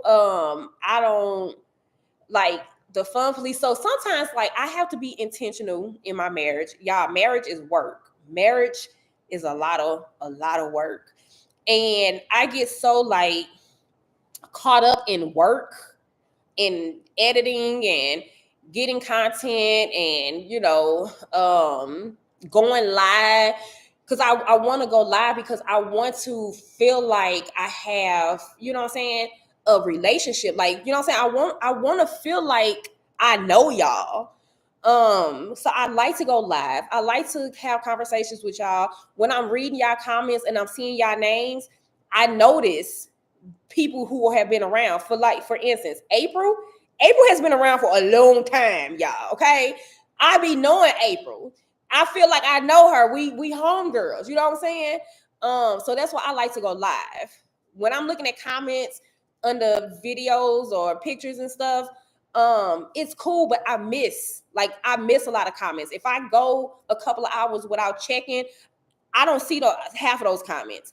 But when I'm on live, even though sometimes the comments get a little, where they coming through too fast, but for the most part, I can kind of see the comments. Like I'm, if y'all have questions, I can answer it. On videos, if y'all have questions in the comments, I don't see the comment to give y'all answers. So I'll be trying to go live. But anyway, dang, why am I getting hate? What you get hate for?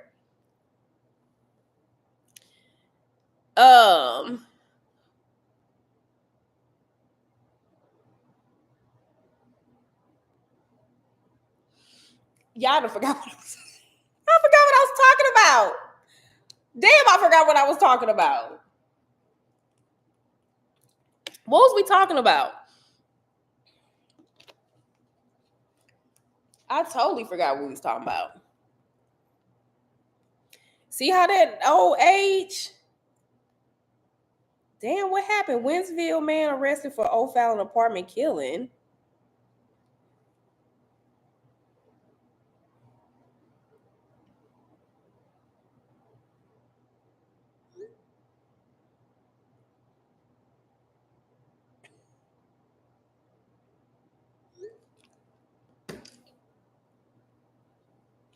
I did not plan the girls' trip this year, y'all, because Lexi is taking a senior trip, and I have to go. I have to chaperone the senior trip with her and her friends, and then the Fun Police is turning 50 this year, and I'm planning him a 50th birthday in August. So yeah, so I am planning for the girls' trip to be early next year.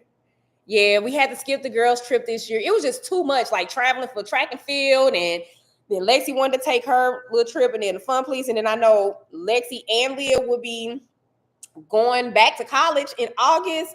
We're gonna have to move 2 kids in, and hopefully they don't have to be moved in on the same day. And they at 2 different schools because we still don't know what school Lexi going to. If Lexi can go to the same school that Leah going to, it would be great. Fingers crossed, but I don't think it's gonna happen. So yeah, it's just too much going on for me to squeeze in a girl's trip. Oh, you turned 50 in January?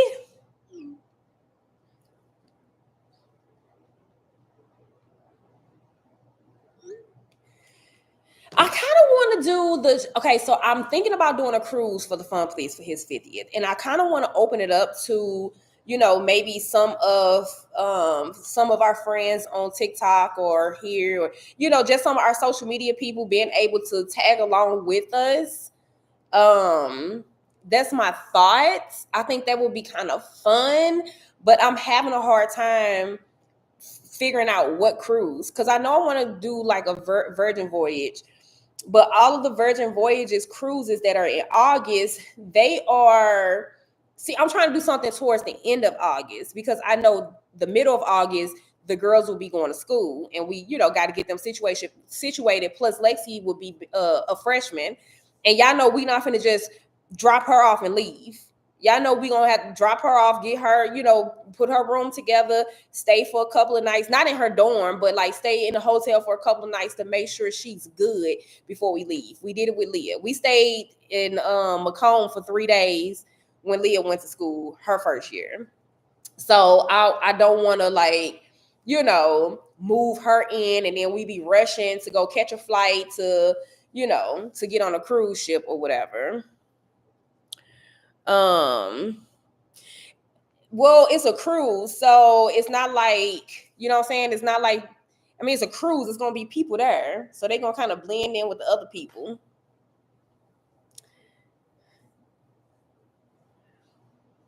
Me and my twin sister turned 22 March 28th. Happy birthday. That's what? Next Friday? Am I tripping? I'm trying to see the calendar. It's too far. I'm blind. Why you can't put emojis in the live chat? I can see the emojis. The emojis are fine. Oh my God, how are y'all gonna leave? How are y'all gonna be when Lexi leaves? I think we both. Now the Fun Police cried when Lexi left. Y'all, Fun Police is not a crier. The only time I've ever seen the Fun Police cry was when he lost his son. Yeah, Fun Police had a son. His name was DJ. He passed when he was 4 years old due to a drowning in a swimming pool. Lexi, I was pregnant with Lexi. I was in the early stages of pregnancy with Lexi. Like, I don't even think people knew I was pregnant yet when it happened. That was the only time I had ever seen him cry before. And he cried when we had to drop Leah off at school. He cried the whole 2.5 hour drive back home. Okay. The man was over there blowing his nose and sniffling, and yeah, he took it kind of hard. And him and Lexi are, I don't want to say they closer, but kind of, because like Leah is one of those people. Leah, I won't say Leah's necessarily a daddy's girl. Leah gravitates towards whoever she needs at that time. If she needs something done and she needs it done in a hurry, she gonna call her daddy. If she just needs to talk and she want a girl talk and stuff like that, she gonna call me. Lexi, on the other hand, Lexi don't give a damn what it is. She calling her daddy. Okay, she calling her daddy. So, and then their bond is a little tighter than him and Aaliyah. So like him and Lexi, they just randomly, they go to high school football games. They go to other people track meets, even when Lexi not competing. Like, they do stuff like that. Leah and him didn't do stuff like that. Leah was more so, she wanted me to go to the mall with her, or let's go to Ulta to shop for makeup. You know what I'm saying? So yeah. But I think Fun Police gonna take it real hard when Lexi leaves.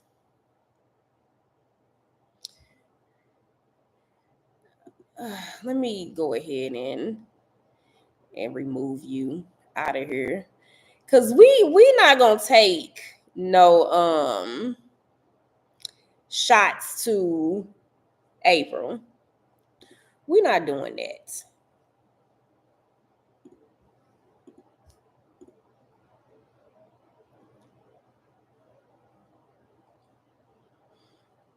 April, you want to be a moderator?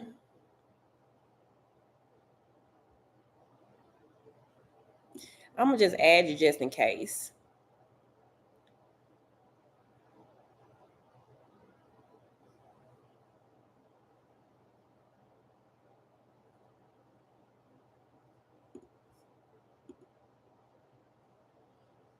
I don't know how either.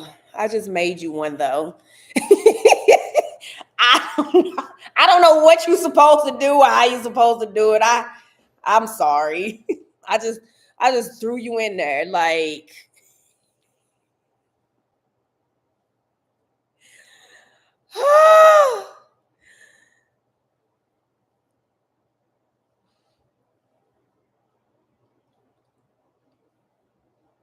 me and my dad the same way. I'm closer to him than he is with my two older sisters.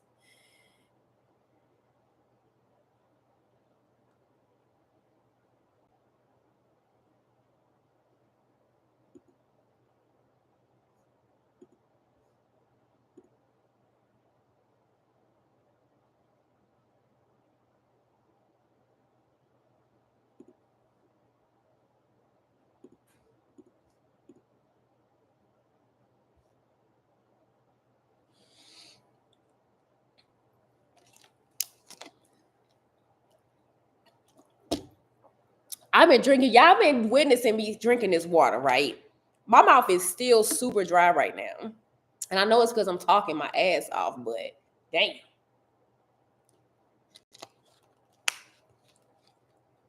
But anywho, hold on, let me make sure. Let me check something right quick.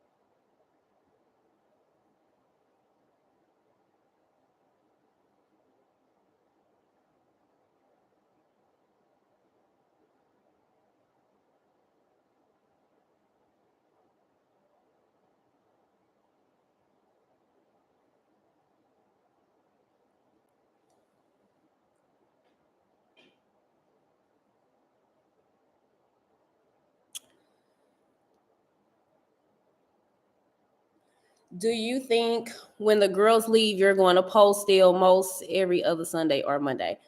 I supposed to be posting on Sundays, y'all. But here's the thing. Everything that can possibly happen to keep me from posting on Sunday always freaking happen. Like, I'll say, okay, I'm gonna just take Saturday and edit. That way the video is done. And then Sunday afternoon, I could just post. Baby, on Saturday, the computer decides that it don't want to upload the footage.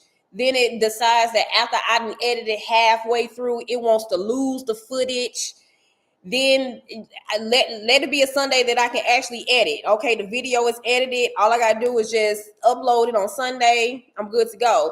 Then I go to upload it on Sunday, and for some reason, YouTube is not allowing me to upload the video because here it is 3 hours and the video still ain't been damn uploaded. Or it'll be something like I'll upload it on Sunday and then it'll come back as copyright material in the video, and I gotta try to remove it. And then if you remove it through the YouTube app, it takes hours. And then it'd be like, okay, I'm not gonna do it through that. I'm gonna just do it through my, my editing software, and then I'm just re-upload. Like, it's just always something. So I just got to the point. I used to stress about it, but I got to the point that when it don't work out, I just be like, fuck it. I'm just not gonna post it until tomorrow. And tomorrow is always Monday. So that's why sometimes y'all see it on Sunday, sometimes y'all see it on Monday. Cause I be really struggling. Like, I be going through it, trying to get these videos out to y'all. But yes, I'm gonna continue posting.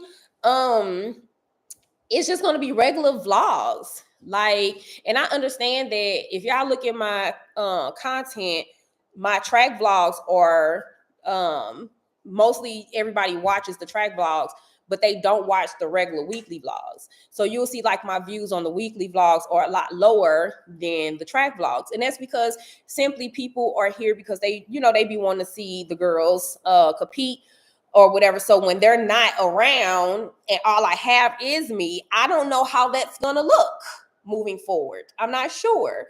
But I'm gonna continue putting out content. I'm gonna continue putting out just weekly vlogs every week and just kind of see how I go. But yeah.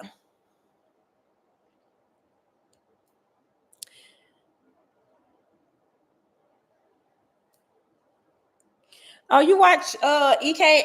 EK, she is on YouTube. I remembered her getting when she got on YouTube, and I remember like by the time I realized she was on YouTube, she had already was well over 100K subscribers. She probably well over that, like way over that now. I do need to upgrade the damn computer. It's a couple of factors involved. One is the fact that I just be putting off. You know how when you just like, I gotta spend more fucking money, you just kind of put it off. But it don't necessarily be on purpose. It be out of sight, out of mind. So like, okay, I did my editing today. I struggled through it. I got it posted, and I'm just like, whew, okay, I got it done. And then I get so caught up in trying to do everything else because now I have to, catch up on TikTok and Instagram. I'm in a contract with Instagram right now. So I have to post 8 videos on Instagram every month that don't live on no other platform. So I have to like plan out this content because it's content that I can't post anywhere else.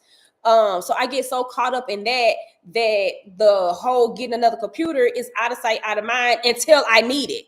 So once I come back to it and I'm like, okay, I got to edit another video and it start messing up, I'm like, fuck, I need the fucking computer. So it just be out of sight, out of mind. And then it's just the fact that I just don't fucking feel like spending money right now. I'm spending so much money on so much other stuff right now that I'm just like, man, fuck that computer. Like, let me try to make it work with this for a little while longer. If y'all haven't noticed by now, I don't do a lot for myself. The stuff that is done that I have, the Fun Police does it. The Fun Police is the one. Every designer handbag, every designer shoe I own, anything that was expensive, I did not go out and purchase it for myself. The Fun Police purchased it for me. So I have a hard time doing stuff for myself. I don't know what it is. I just have a hard time doing stuff for myself. I hate when my mama try to give me the talk about her not being around. I be like, Mom, I don't want to think about that right now. Please stop before I cry. Aw. Still be watching when it's just you. I love the Aaron runs. Thank you. Well, the faithfuls will continue to watch. I hope so, y'all. I hope so. Like the content was just, it literally was just, it's gonna be me stepping into a different life, kind of, sort of, like me learning to, or me just finding myself as a woman versus a mom, if that makes sense. And it's hard. Yeah, it's hard because even now it's hard because, you know, cooking dinner. I when I cook dinner, you know, I'm cooking because I have people to cook for. But when everybody is gone and it's just me and the fun police, who the fuck am I cooking for? Because the fun police is a picky eater. That man will spaghetti, sloppy Joe, and fucking hamburger helper your ass to death. Okay? I don't want to eat that type of stuff. So it's just, I don't know. Now when I make my different recipes or when I find different stuff on TikTok and I'm like, "Ooh, I'm gonna try this," I have somebody to try it with me. Because Lexi be wanting to try stuff too. When Leah was here, we all was trying it. When it's just a fun police, it's like wonk, wonk, wonk. What do you want to eat today?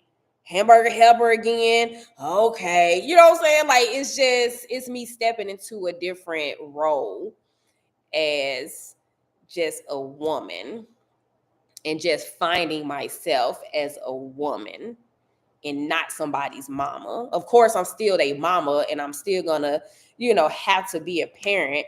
But like I'm just saying, like on day to day, I probably start back on my fitness journey because I fell all the way off on that. So I probably try to start finding time to get back in the gym and going hard at that. Yeah, don't forget the meatloaf. Yeah, he gonna meatloaf you to death too. That's his favorite meal. Empty nesting is a transition. Yes, I'm already feeling it. I'm already feeling it.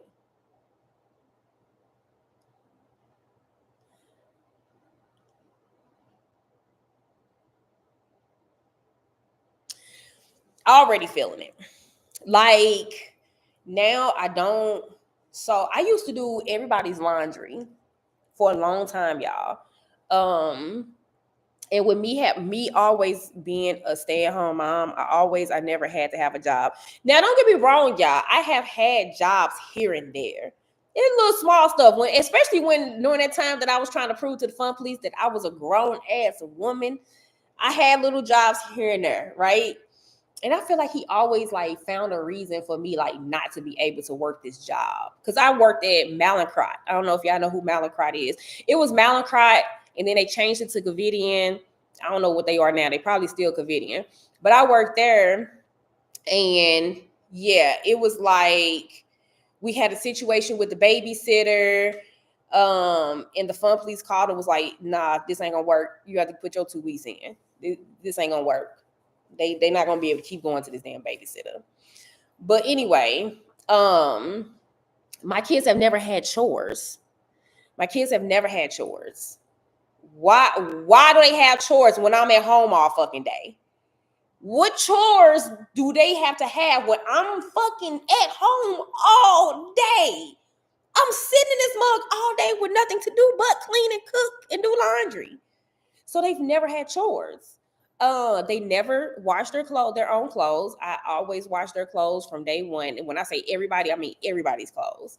I used to wash, fold, hang everything up, organize their drawers. Anytime I was putting their clothes away, I'll go back through, organize their drawers and stuff. Until recently, just Leah didn't start washing her own clothes until she went to college. We literally was at her college teaching her how to wash her clothes. We didn't teach her. We was showing her how to use the wash and dryer in her dorm. And then when I left, and like a week later, when she had to wash clothes, I literally was on FaceTime with her, walking her through washing her clothes. My baby didn't know how to wash her clothes.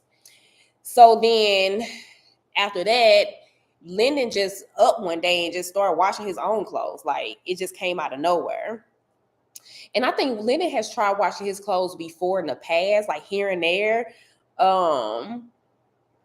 Maybe 2-3 times, maybe a while ago. And then I was just taking over and I was just washing his clothes for him. I don't know. Yeah, it was just in me. Like I was just used to it.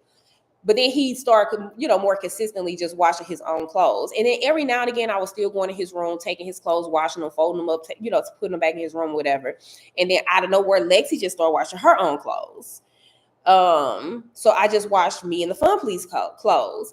And then the Fun Please, he makes me so mad because I organize his drawers in his closet and stuff for years, right? Yeah, years. The Fun Please I have never seen the Fun Please operate a wash and dryer, okay? One day, I just got fed up. This was like 2 years ago.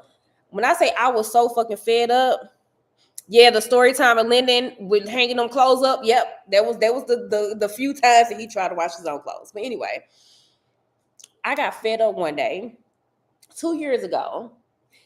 I got tired of feeling like I was organizing his stuff. And every time I go back a couple of days, maybe a week later, depending on how long it took me to do laundry, it was demolished. It was almost like he was going in there to find his clothes and he was just doing this until he found what he was looking for. And then he was just balling them all up and just throwing them back in there and closing it. And it was like, no, we're not going to keep doing this. So for the last 2 years, I still wash his clothes and I'll fold them up and stuff. But I put that shit in a basket and I sit that basket in the middle of his closet and I leave it. He put his own shit up. I don't care how his drawers look. I don't care how his closet look. That ain't my business no more. Like I feel like he pretty much took advantage of the fact that I was just, you know what I'm saying? He messed it up. I was fixing it. He messed it up. I was for years. We've been together for 23 years. He did that shit for about 21 of those years.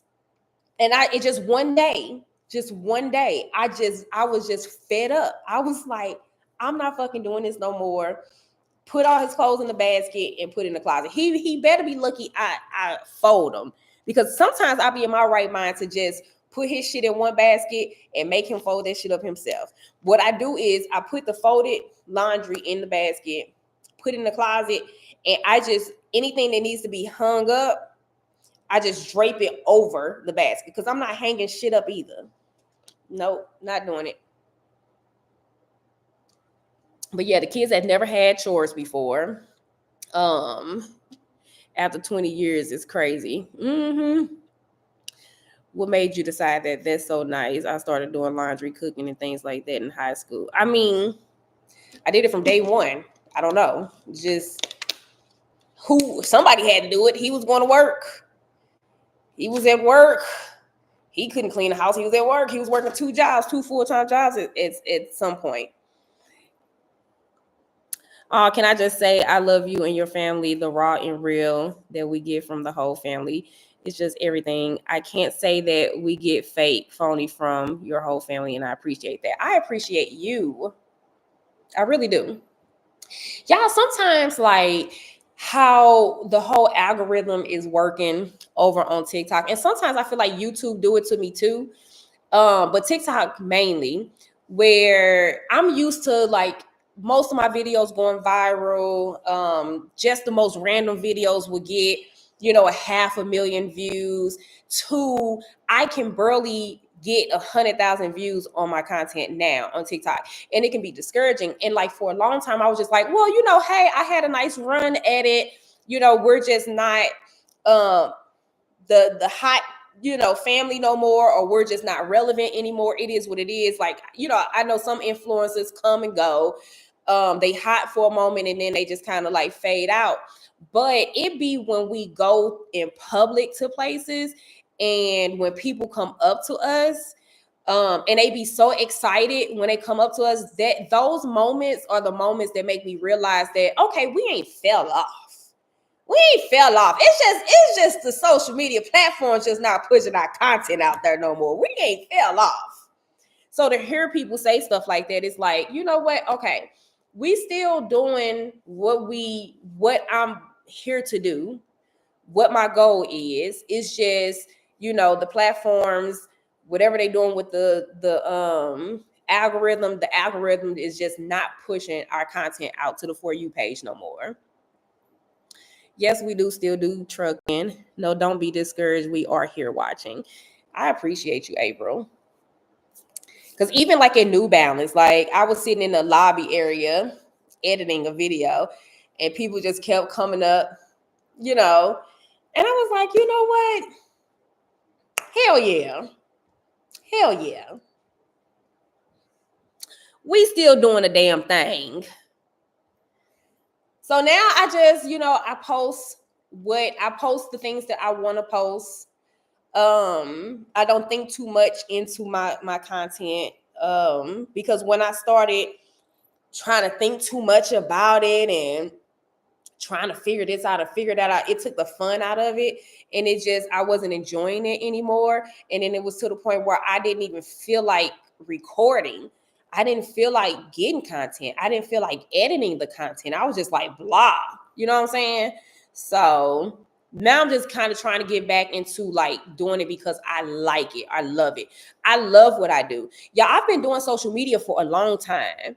And when I say I've been doing social media for a long time, I'm meaning like I didn't know what the hell I was doing, but I've always been into social media, even back when there was MySpace. I remember when I was like maybe 12, 13, something like that. This is when AOL, AOL was a thing. And you had to connect your computer, and it made that weird sound that it made that sound when it was connected to the internet or whatever. I remember back then just being so like amazed of the internet. Like I was in like different chats, which I was a teenager. I should not have been in no chat rooms with no fucking body, but I was just amazed with it. And then when MySpace came around, I remember being like so like into it. Like I had the music, you know how you go to somebody's page that had the background music and you got the pictures and stuff. Like I've always been into social media, always.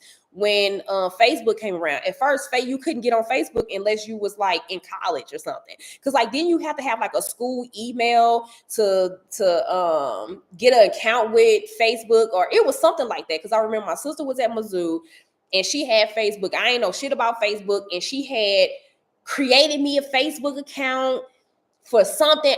I can't remember. I can't remember how I ended up getting on Facebook, but I remember my sister was the one who did it for me.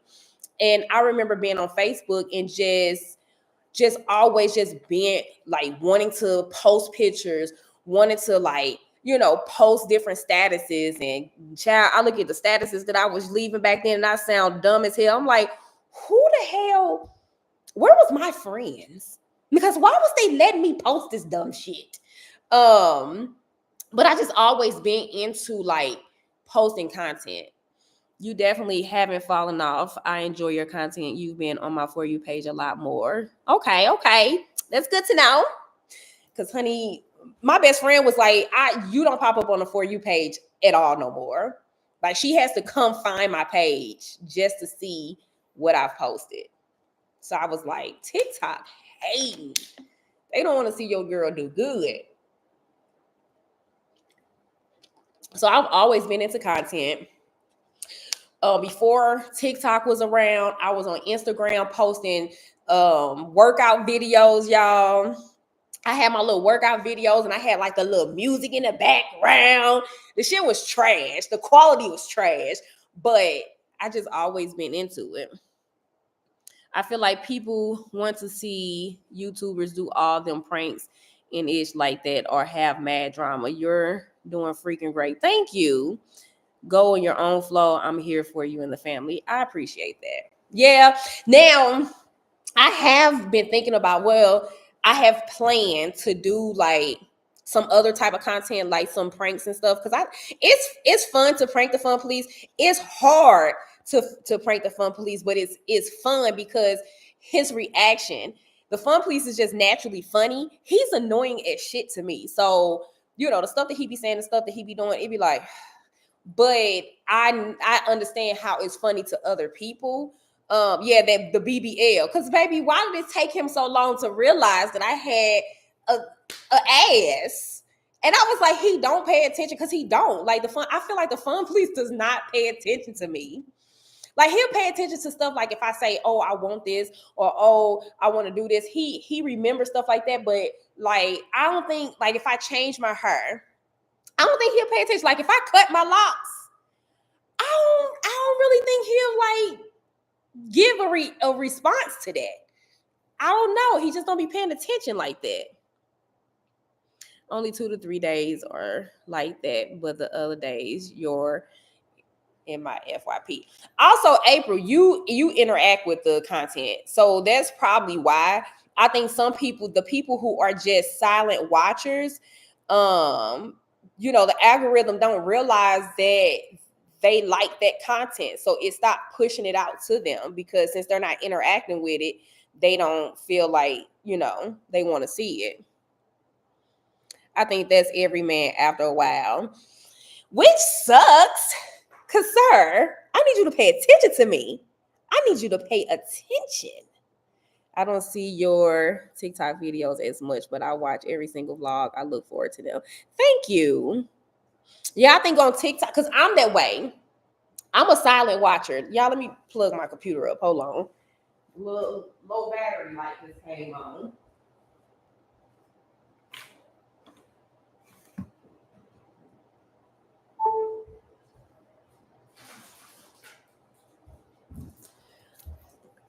I'm a silent watcher on all platforms. I'm not a commenter.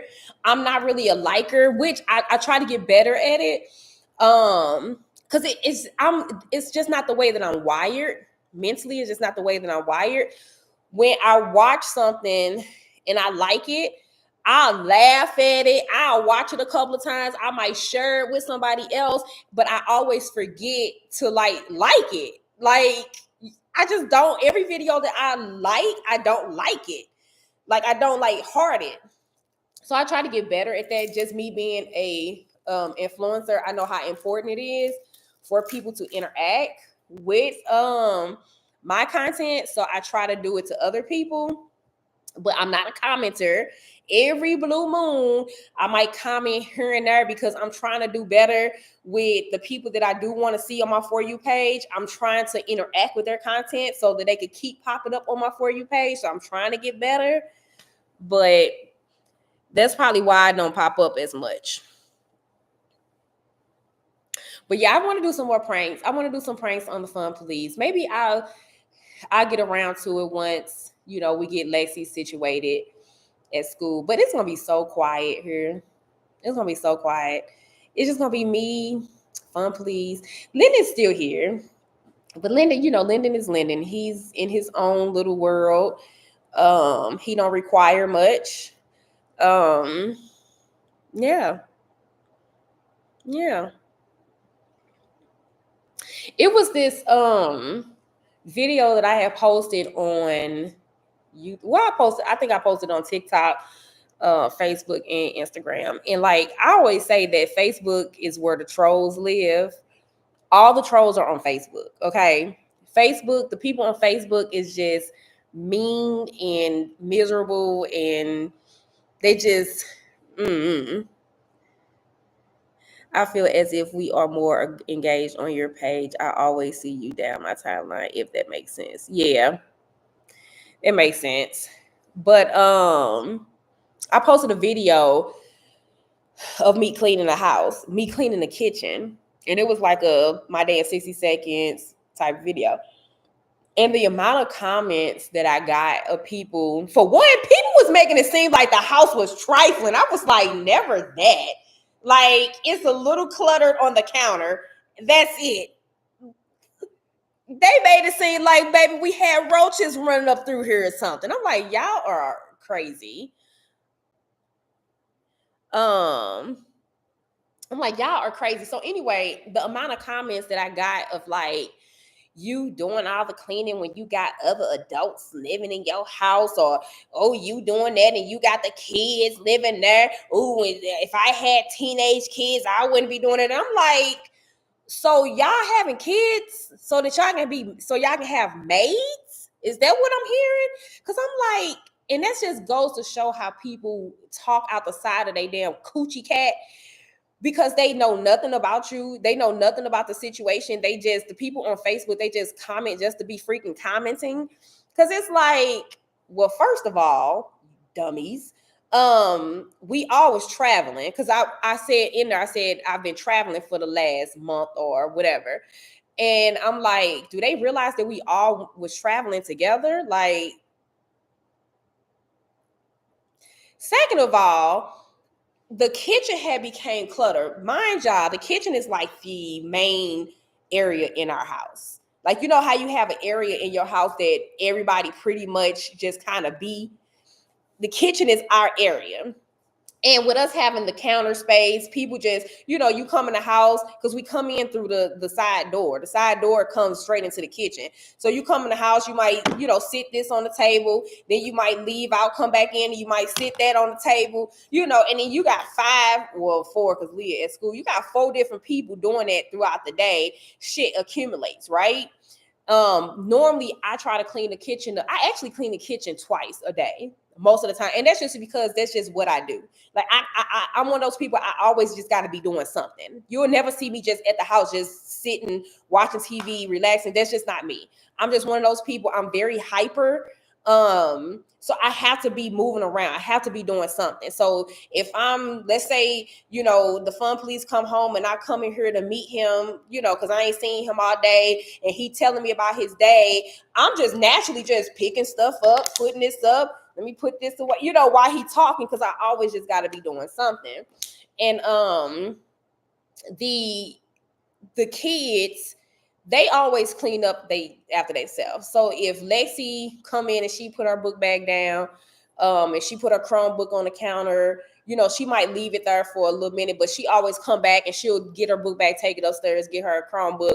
The only thing that Lexi does not do is Lexi will not get her shoes. Lexi will have her whole closet sitting at this damn door, okay? And I'd be like, Lexi, take your shoes upstairs. Lexi, take your shoes upstairs.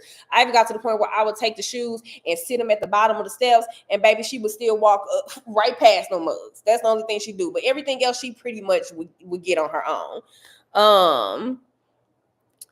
I feel like you have to like and comment and keep looking up your videos from them to be in. Dang, the kitchen is the gathering spot for the family. That's exactly how it's at my house. And I'd be mad, like, I just cleaned this dang kitchen, right? But it just be like little knick-knack clutter. But anyway, we was traveling back to back. And I was trying to do, I forget what was going on at that time, but that was during the time that it was just, we all was just all over the place, right? And normally I like to clean the house up before we go out of town, because I like to come back home to a nice clean house with nice clean sheets and comforter and smelling good. But this particular time, I had so much going on that I was so stressed out that I had to just become okay with leaving the house in the condition that it was in, because I just didn't have time to get to it. Like, I just did not have time. And it's not like I could say, oh, Lexi, come help me clean the kitchen, because my baby didn't have time either. She was practicing, going to school. Then she had started a new job, so she was going to work. So she didn't have time. The fun police definitely didn't have time. And I feel bad to go and ask Lyndon, hey, can you clean the kitchen, when it ain't nobody, you know what I'm saying? It ain't none of his shit in there, or it's none of his mess. But then I'm asking him to clean up after everybody else. So I'm just not that parent. But I was just like, the amount of people that's just like, make your kids do it, make your kids do it, make your kid. Oh, it don't matter if they mess or not, make them do it. You know what I'm saying? And I didn't spend my whole life being at home, and why am I going to send my kids to school and I'm sitting at home on my ass twiddling my thumbs all day, and I wait for them to get home from school? They've been at school all day, and I'm saying, oh, clean the kitchen, wash the dishes, and I just been sitting here not doing nothing. You know what I'm saying?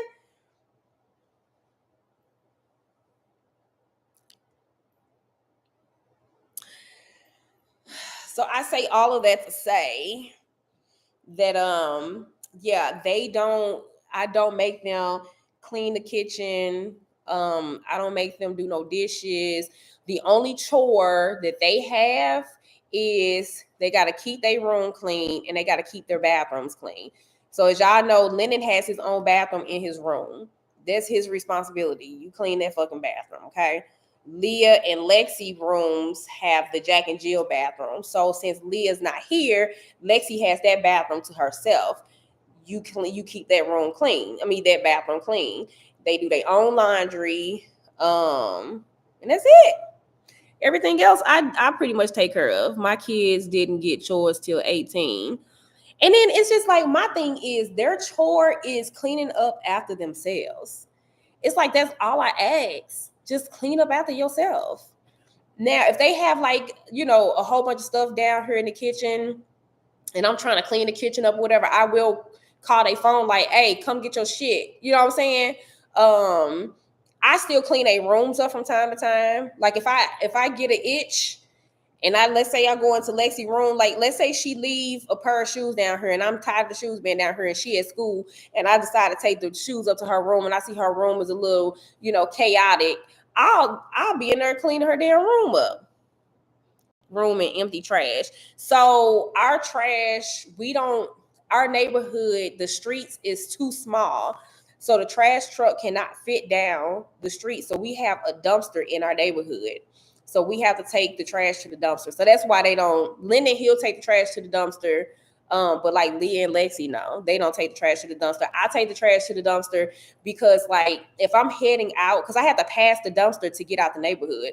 So if I'm heading out somewhere and the trash is full, I'll just go ahead and just grab the trash, put it in the back of my trunk and drive it down there and keep on going about my business.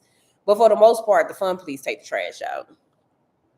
I still end up being late because don't want to miss anything in the video. Keep up the great work. We appreciate it. Thank you.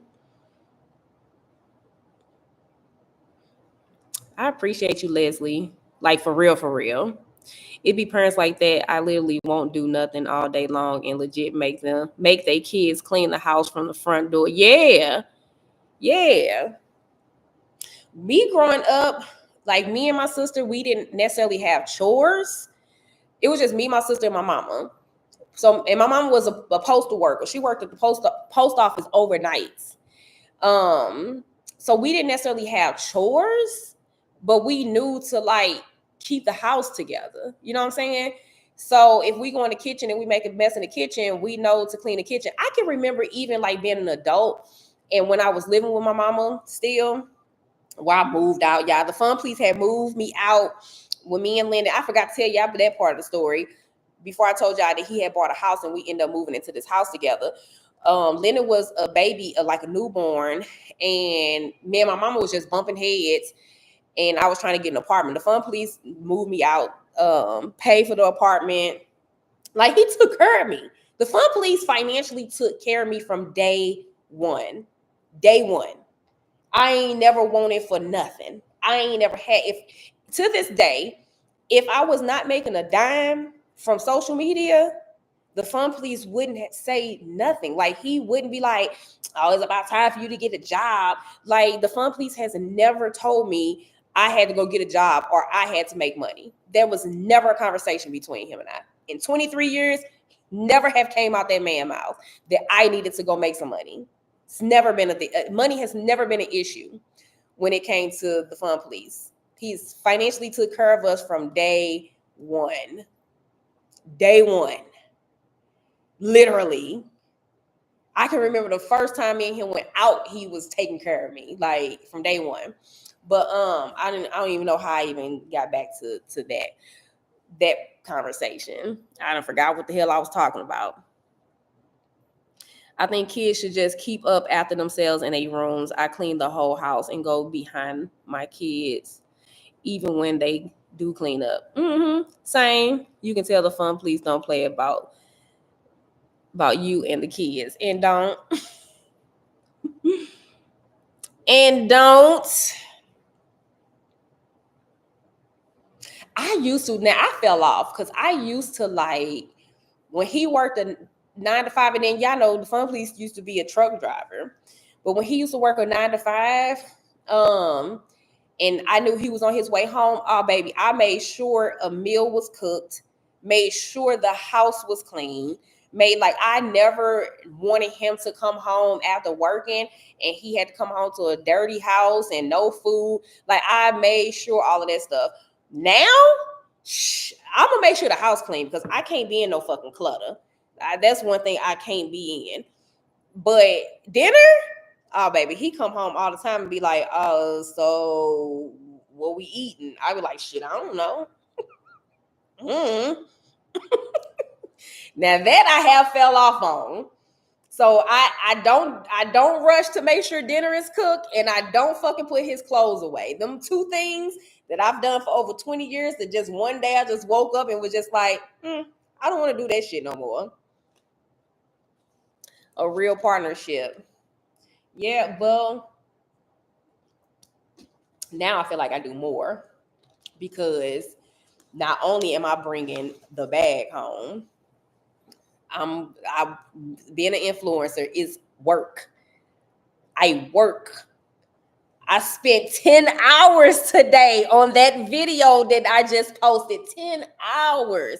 Tomorrow, I'm probably going to spend another 5 to 6 hours trying to edit short form vlogs or short form content, checking emails, pitching myself to brands. Like I am working. Like I'm not sitting at home just twiddling my thumbs. Like I'm working. Like I'm doing shit. But I'm doing that, and I'm also washing clothes, cleaning the house, cooking dinner. Like I do still feel like y'all I feel like the fun please is old school. I feel like he thinks, and I'm not saying is wrong. I'm just saying that's how he was brought up in the times that he was brought up. That's just the way they think. I think he feels like the man, is supposed to leave the house, make the money, and the woman is supposed to take care of the house and the kids. The disconnect is coming in is that when he was being brought up, his daddy left the house, made the money, his mama stayed at home and took care of the kids. The disconnect is that his mama never was bringing home the bag too. You know what I'm saying? So it's like, if I'm making money and if I'm working and I'm bringing money into the household, you working, you bringing money into the household. Now the duties around the house, hold on, we finna have to start splitting some of this shit. You know what I'm saying? You get what I'm saying? Like, you can't expect me to work and do all the other stuff that I was doing when all you still have to do is just work.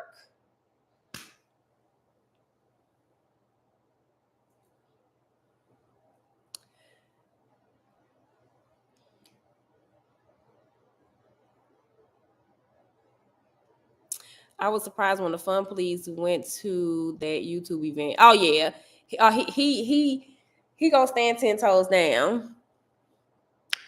10 toes down. In your defense, groceries high and inflation still going.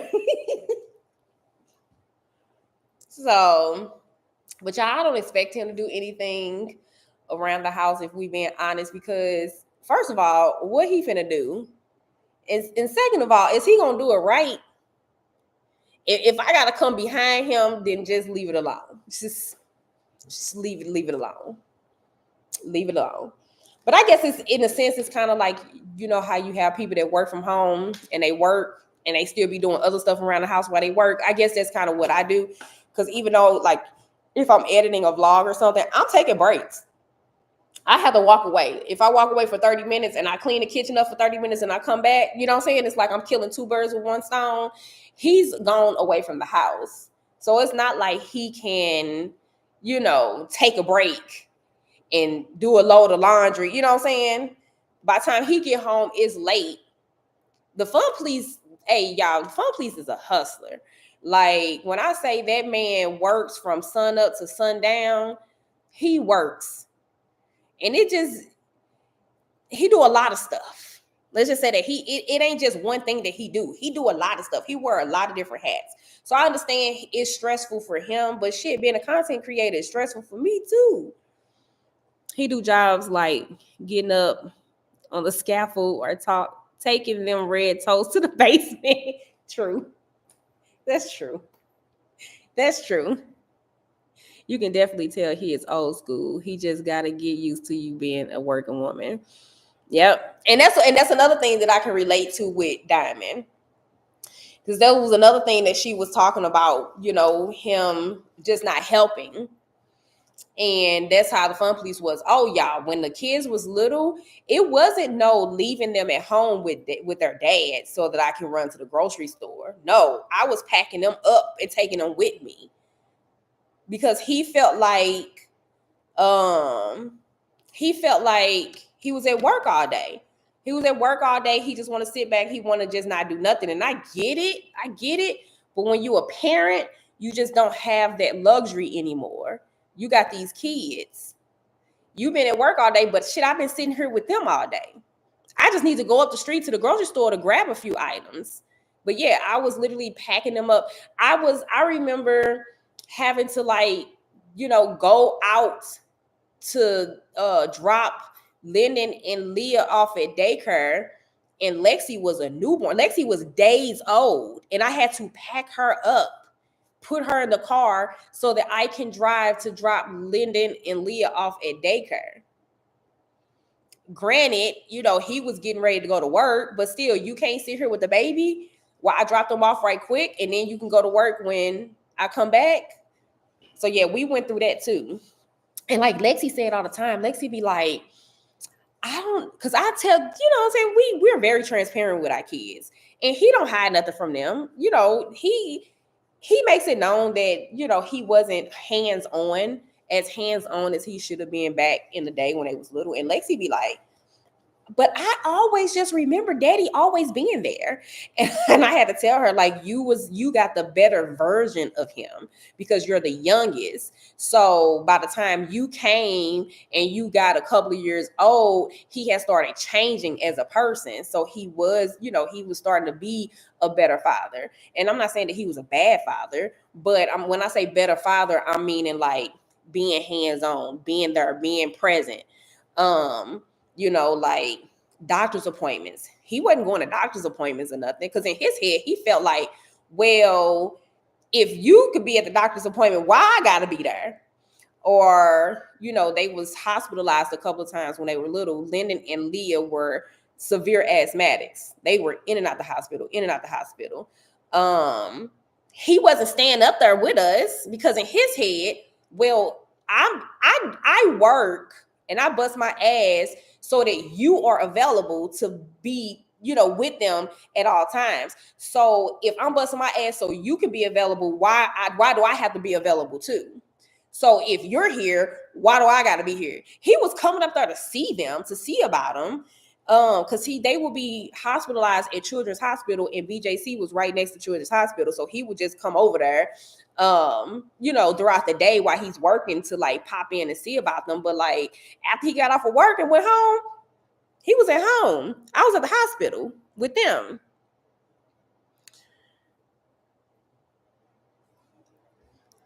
Yeah, I be telling Lacey, I'm like, yeah, you got a better version of your daddy because you're the youngest. The fun police changed each one of their diapers when they were at the hospital. He changed their first diaper, every last one of them. He was the one who changed their first diaper. That was the first and last diaper he changed. Fun police did not change diapers.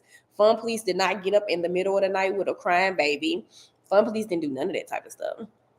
Fun police would tap me up, the baby crying.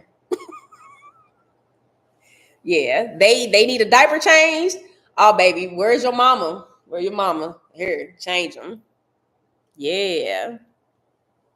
So he was not hands-on at all when they were little. That's how it be though. With the older kids, it's a lot of trial and error. Yep. By the time the youngest comes around, it's smooth sailing. Mm-hmm. Yep. Like with Lexi, I remember he used to comb Lexi's hair. So when I was working at Mallinckrodt, and he had told me, he was like, oh no, this ain't gonna work with them going to the daycare. You need to put your 2 weeks in. He stopped taking them to the babysitter. But of course I needed to finish out. And I think I gave my job like 3 weeks. I think I ended up giving them 3 weeks, not 2 weeks. But for those 3 weeks, he took them out of from the babysitter, Lennon and Leah was in school, but the fun police stayed at home with Lexi for like 3 weeks. And baby, he used to call my baby her. He's have her dressed and everything else. So that's why I think Lexi can only remember him being hands-on. Like she don't remember him not ever being hands-on. Yeah, I definitely feel you with that. Just because you work all day don't mean you can't parent as well. My husband and I will get into when I told him that it's a 50-50 parenting relationship. Exactly. Like, damn, like I'm with kids all day and you come home and it's just, I still got to be with the kids. Like you can't give me an hour to just walk away from the house. You know what I'm saying? Go get my nails done, something just to be away from the kids for a little minute. He didn't see it like that. He just figured, hey, I made it possible for you to, be a mom. And he didn't feel like he had to do nothing else. And y'all, I'm not meaning it in a bad way. It's not like he was mean about it. You know what I'm saying? It's not like he was just home being like a mean ass man. Like, no, you watch the kids. It wasn't nothing like that. It was just how our relationship or how our household was structured. And it was like back then I didn't know no better. So I just, you know what I'm saying? I just got in line. I just literally just got in line like, okay, this is what he want me to do. All right, that's just what it is. So when he would come home and I needed to run errands, it's not like I was asking him saying, hey, can I leave them here while I go do X, Y, Z? I just knew that that's not what he wanted to do. So I just automatically would get the kids together, get them in a car and go run my errands. I wouldn't say anything to him. I would just be like, hey, I got to go run X, Y, and Z. And he'd be like, okay. It wasn't like he was saying, hold on, you ain't got to take them with you. Hey, get you some time to yourself. Go by yourself. He never did that. He was just like, okay. But it wasn't like I was like, hey, can I leave them here with you? And he was saying no. It was just, I just automatically knew that that's not what he wanted me to do. So let me put these kids together. Let me take them with me. Do you think that's why you don't like small kids? I have never liked small kids. I've never liked small kids. Small kids are annoying to me. They always have been. My little sister, she has Tatum, and then she just had a set of twins named Dominic and Drew. Love them to death. Love them to freaking death. They're and I haven't been around them for long periods of time where I was like, oh my God, they so annoying. It wasn't nothing like that, but like just recently we went to Dallas. That's where they live, and Dominic, he kept coming to me, and I'm like cuddling him, and he's like a year and a half now. And I'm just cuddling him, just watching TV with him. And I would put him down. And then moments later, he come back to my lap. And I kept doing it. And I was like, that's weird because kids never really flock to me like that. So I'm like, that's weird. Do he know that I'm not kid friendly? But I mean, I don't act like I'm not kid friendly. It's not like I'm out here being mean to kids. It's not like that. Actually, my sister was saying that how Tatum, because Tatum lights up. When she see me, when I FaceTime her and stuff, Tatum lights up. And my sister was like, yeah, because I think because you're so animated. Because I'm just an animated person. So when me and Tatum get on FaceTime, and as soon as I see her face, I'll be like, Tay! Hi, my Tatum girl! Like, that's how I'm talking to her. So she's like, TT! And I'm like, what are you doing? And she'll be like, nothing. So my sister was saying just how I'm animated. So she think that that's why they're flocking to me, because I'm just so animated. But I'm naturally animated.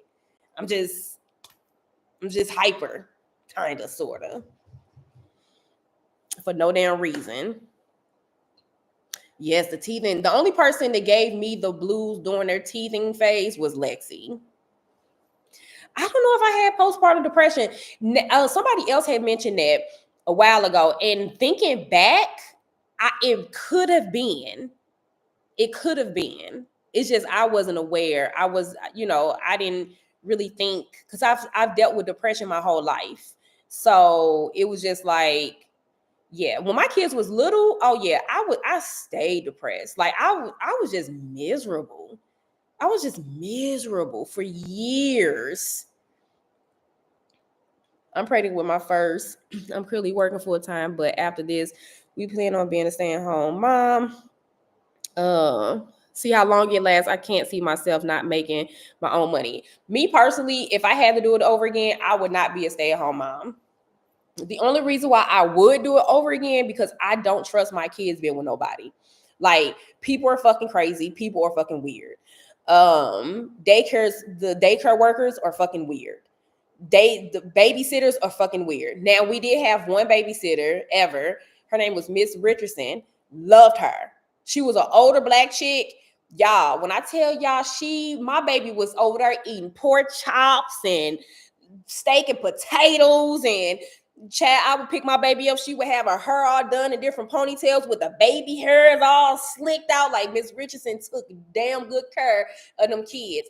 But at daycare, like, we had the situation where the worker was locking linen in the bathroom as a way to discipline him, had my baby peeing on himself and stuff because he was too scared to go in the bathroom. Like, it was just weird shit. Then they, at the same daycare, in the infant room, I didn't have any kids in the infant room, but one of the teachers in the infant room was putting Tylenol. It was either Tylenol or Motrin, one or the other. She was putting something in the infants' bottles to make them sleepy, to make them drowsy, so they can sleep all day.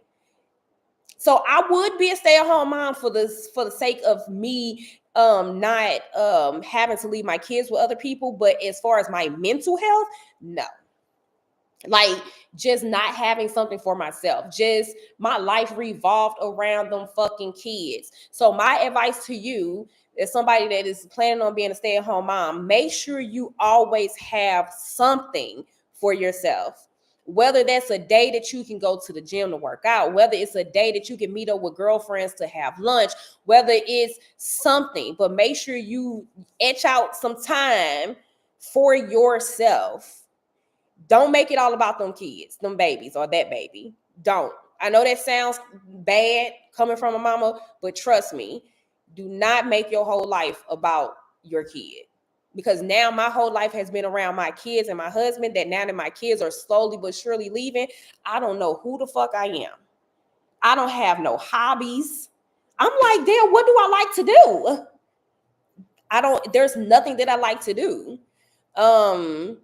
It's like everything that I have been accustomed to has something to do with them damn kids or my husband.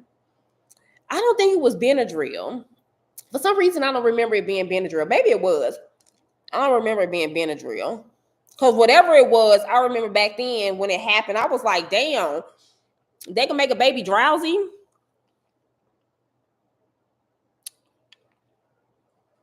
I'm sorry if I'm smacking y'all, but I had to put this Jolly Rancher in my mouth because my mouth is so dry.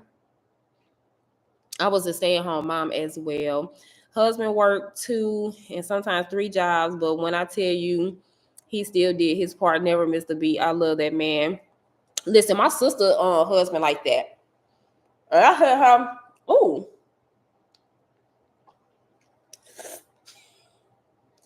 That was stuck on my tooth. On my fake tooth. Hold on, is my fake tooth over there?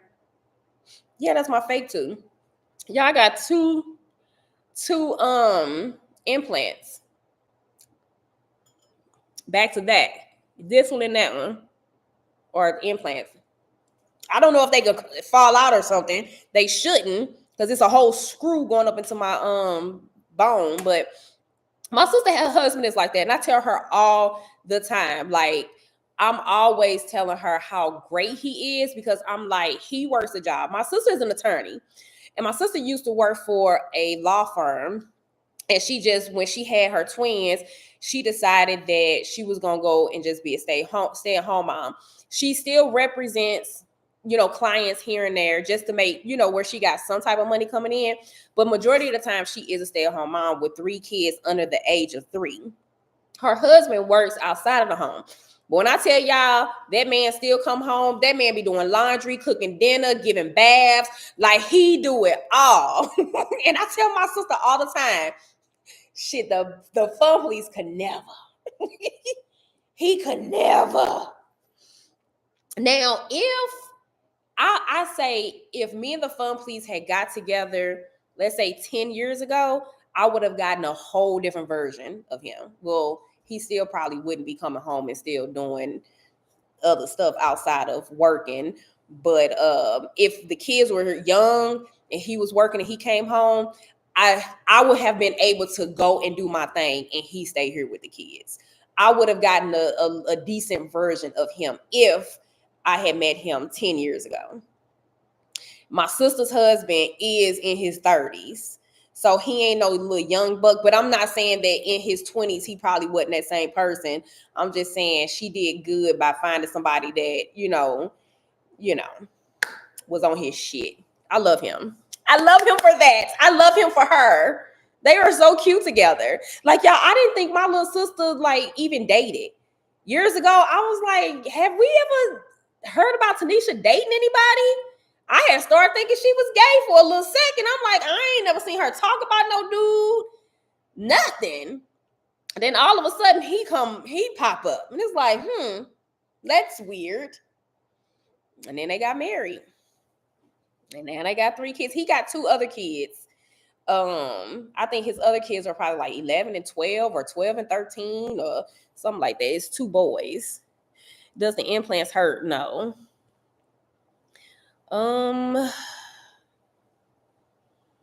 I am happy you better now. I am too. May this never find me with my future kids.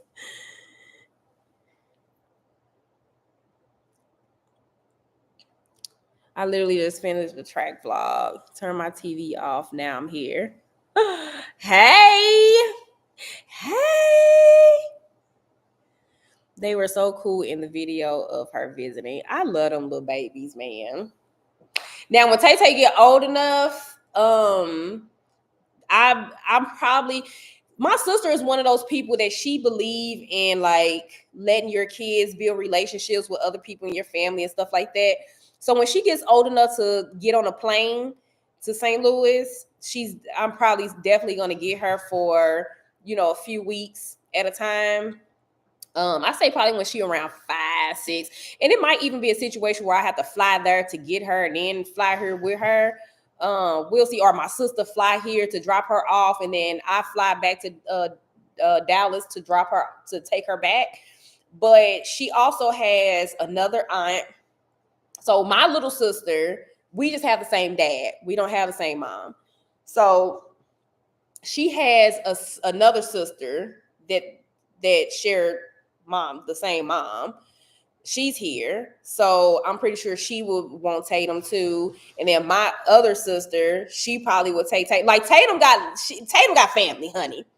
Tatum is gonna be well traveled, okay? Tatum gonna be in the St. Louis. She gonna be on the plane to St. Louis to see her aunties for sure. Now, them boys, on the other hand, I don't know. I don't know if I can handle a set of twins. I don't know. We're gonna have to cross that bridge when it get here. I'm a girl, I'm a girl mom. Y'all see how I am with Lexi and Leah. I don't know. I don't know what to do with them. I don't know. You know what I'm saying? I just don't know because I'm a girl myself, so I know what girls like. So it's easy with girls. Boys, I just be confused. Like, okay, so what should we be doing? Like, I just be confused. I just want to know, where do they find those type of men at?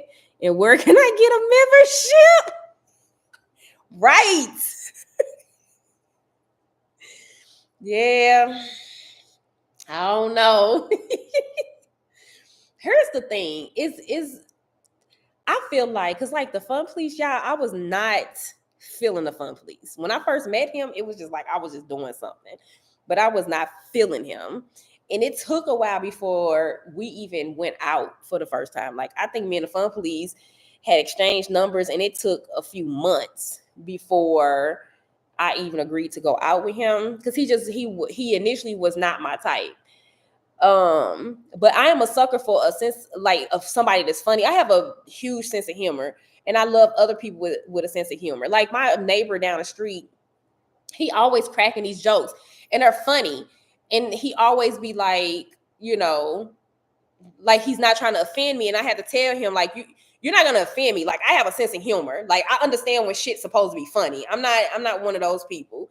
And the Fun Police is a comedian. He legit is a comedian. He jokes all day. He can't be serious about shit. So I think that's what kind of drew me in, is because, you know, he has a good sense of humor. And it's just the how he's a giver, and that's just not with just me. It's with anybody that he's close to or he has a relationship with. The Fun Police is a giver. He would do anything for anybody. See, I'm not that nice. I'm one of those people that if you call me for something and I don't want to do it, or I don't feel like doing it, I'm not fucking doing it. I don't give a damn if you need it or not. I'm not doing it. The Fun Police, on the other hand, I done got better, y'all, with age. I done got better. But the Fun Police, on the other hand, if he don't want to do something, but he know that you need him to do it, he's going to do it. He going to grunt and fuss and cuss about it, but he's going to do it. Did you ever film with... Yeah, I filmed with the meta glasses. Trying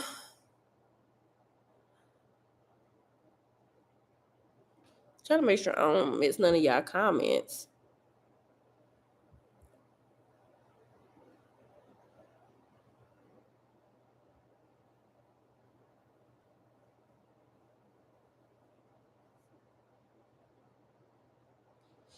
The meta glasses, I can see them being great for like content creators, especially content creators that do a lot of content out, you know what I'm saying, in public or away from home. Because I was catching myself, like, you know, if I'm in the store and I'm vlogging, I can just, you know, hold the button, boom, it's recording for me. But for just a regular person that's not doing content and stuff, I honestly don't see the benefit. Other than you being able to talk on the phone while you got the glasses on. That's the only thing that I see, but I have not played around with the glasses that much. Like, I haven't played around with it enough to like see all the stuff that it can do. But me personally, other than recording content, I don't really see myself using these for anything else. I was on the phone talking to Aaliyah, and I had these on, and Lexi literally was responding to shit that Aaliyah was saying. And I said, "You can hear her?" And she was like, "Yeah." So I think that people probably can hear you when you're on the phone, like hear the other person that's on the phone. And I was in the store, I was in Walmart, baby, having a whole good conversation with old best friend. And hopefully them people couldn't hear the conversation, because we was talking about stuff that I don't really want people to know we talking about. But if I take a picture of y'all, let's see if it'll transfer over to my phone automatically. It should.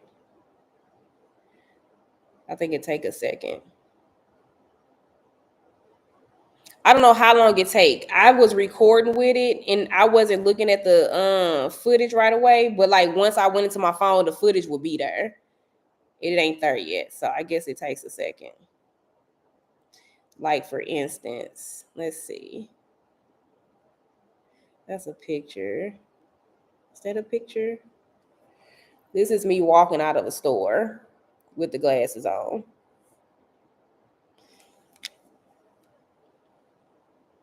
This is me in Dick's looking for these paint and these shorts for Leah.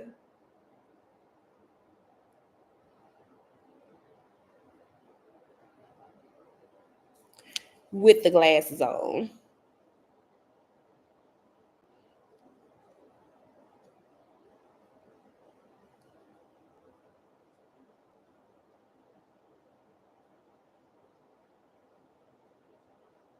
I'm looking for the damn picture I just took of y'all.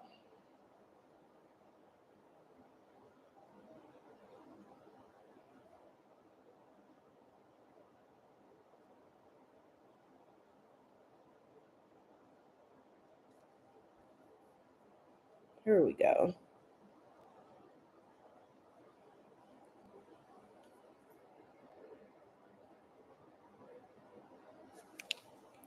So it's pretty cool, but as a regular smuggler person, I don't know if I will find a benefit of having them. Yeah, the quality is pretty decent. I had mine on in Walmart the other day in the opt. I can't pronounce that. I know what it is, but I can't fucking pronounce that. I'm not gonna even embarrass myself.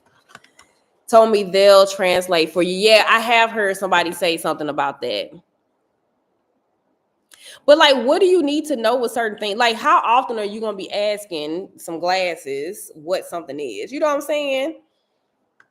It's kind of one of those things that it's like, oh, it's cool, but it's like long term, like over time, like you didn't spend $300 for. Hold on. Hey Meta, what's in front of me?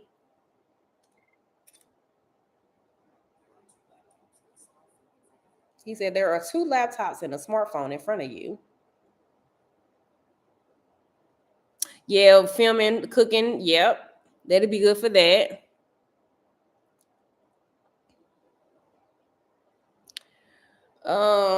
Let's see. What else can I ask it to do? And it took a picture too. I wonder if was it a picture that I can see, or is it just? Yeah, it ain't no picture in my thing, but it did. It took a picture. I can hear it. It said ching, ching, or something like that. Whatever the picture sound is.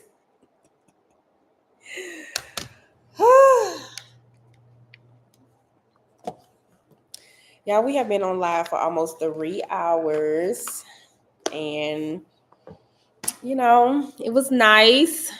Now I'm finna be asking, but it's cool for somebody who's on a walking trail or something and trying to figure out what kind of plant. Oh yeah, true. Or like, what kind of snake is that? Yeah, that's my worst fear. Ever since we went to the park and it was like, yeah, it was so many snakes. Oh my God. Flashbacks. I'm never going back to that part.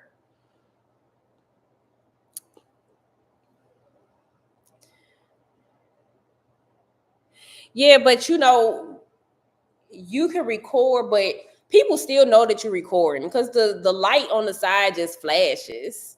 So it's like it's discreet, but it ain't like super discreet.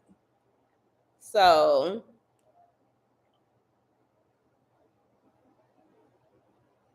this is me recording. So it's just gonna be blinking the whole time.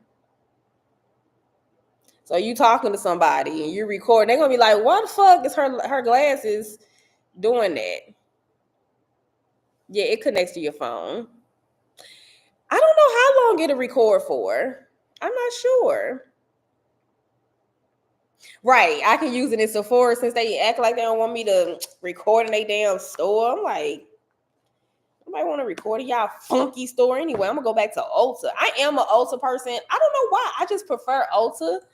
I feel like the collection in no, because it depends on the Sephora you go to. Because Sephora, it's some big ass Sephoras with a wide collection of stuff. I don't know. I don't know why I prefer Ulta.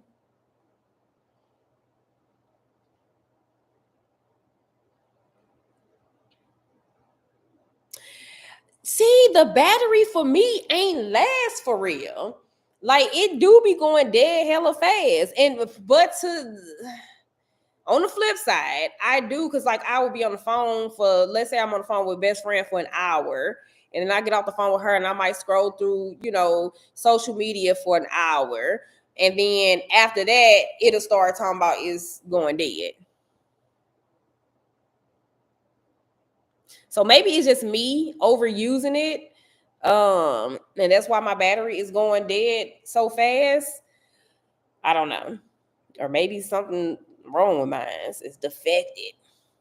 But anyway, y'all, I'm finna get off of here because it is literally 12:07. I'm gonna go to bed. I'm gonna try to go to bed at a decent time tonight because I need to stop waking up at 10 o'clock in the morning. I need to start getting up like at 7, get my day started. But I love coming live with y'all on YouTube. I love y'all over here. Y'all be acting like y'all got some sense, other than like the people that be coming in here, the weirdos. But you know, we can ignore them. I ain't charged mine since I got them. What? I mean, I have not charged mine. So I have not charged mine since I got them.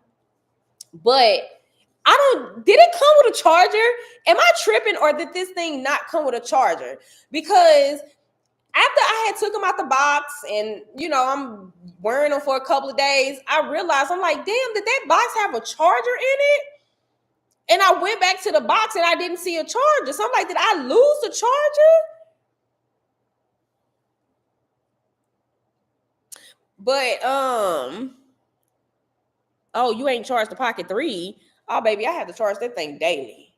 Oh, that thing has to be charged daily. My camera, daily. But this, I have not charged this. Now, I have not charged this. This goes dead. And I be having to put it in here to charge the glasses, but I haven't had to charge this. And hopefully I don't have to charge it anytime soon because I don't know where the charger is or if it came with a charger. I don't see them selling that without a charger. It don't come with a charger? How am I supposed, what phone you got? Because I don't think my cell phone charger gonna go in there. Nope. Let me see if the charger to my camera go in there. I can't believe this thing didn't come with a charger. I thought I was tripping. Whole time I wasn't. How they selling stuff without a charger? Let me see. Okay. The charger that go with my camera works with it. But why would y'all sell something without a charger? You got to get the Pocket 3 battery handle too. I do. And I charge the camera and the battery every day. This the regular, but this is the handle. And I have to charge this bitch. It's dead right now. The camera is charged because it was on this. But yeah, I charge both of them every day. Just about. If it depends. If it's a day that I didn't do much vlogging, then I might not have to charge it that day. But when I'm doing heavy vlogging, oh yeah, I have to charge it every day.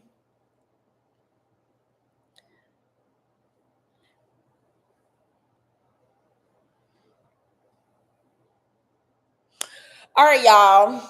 I am getting off of here. Love y'all. I'm going to try to start coming live more often. I'm going to try, if life allows me to, if it could just slow down for a little minute, I'll go live more often. But again, deuces. Good night.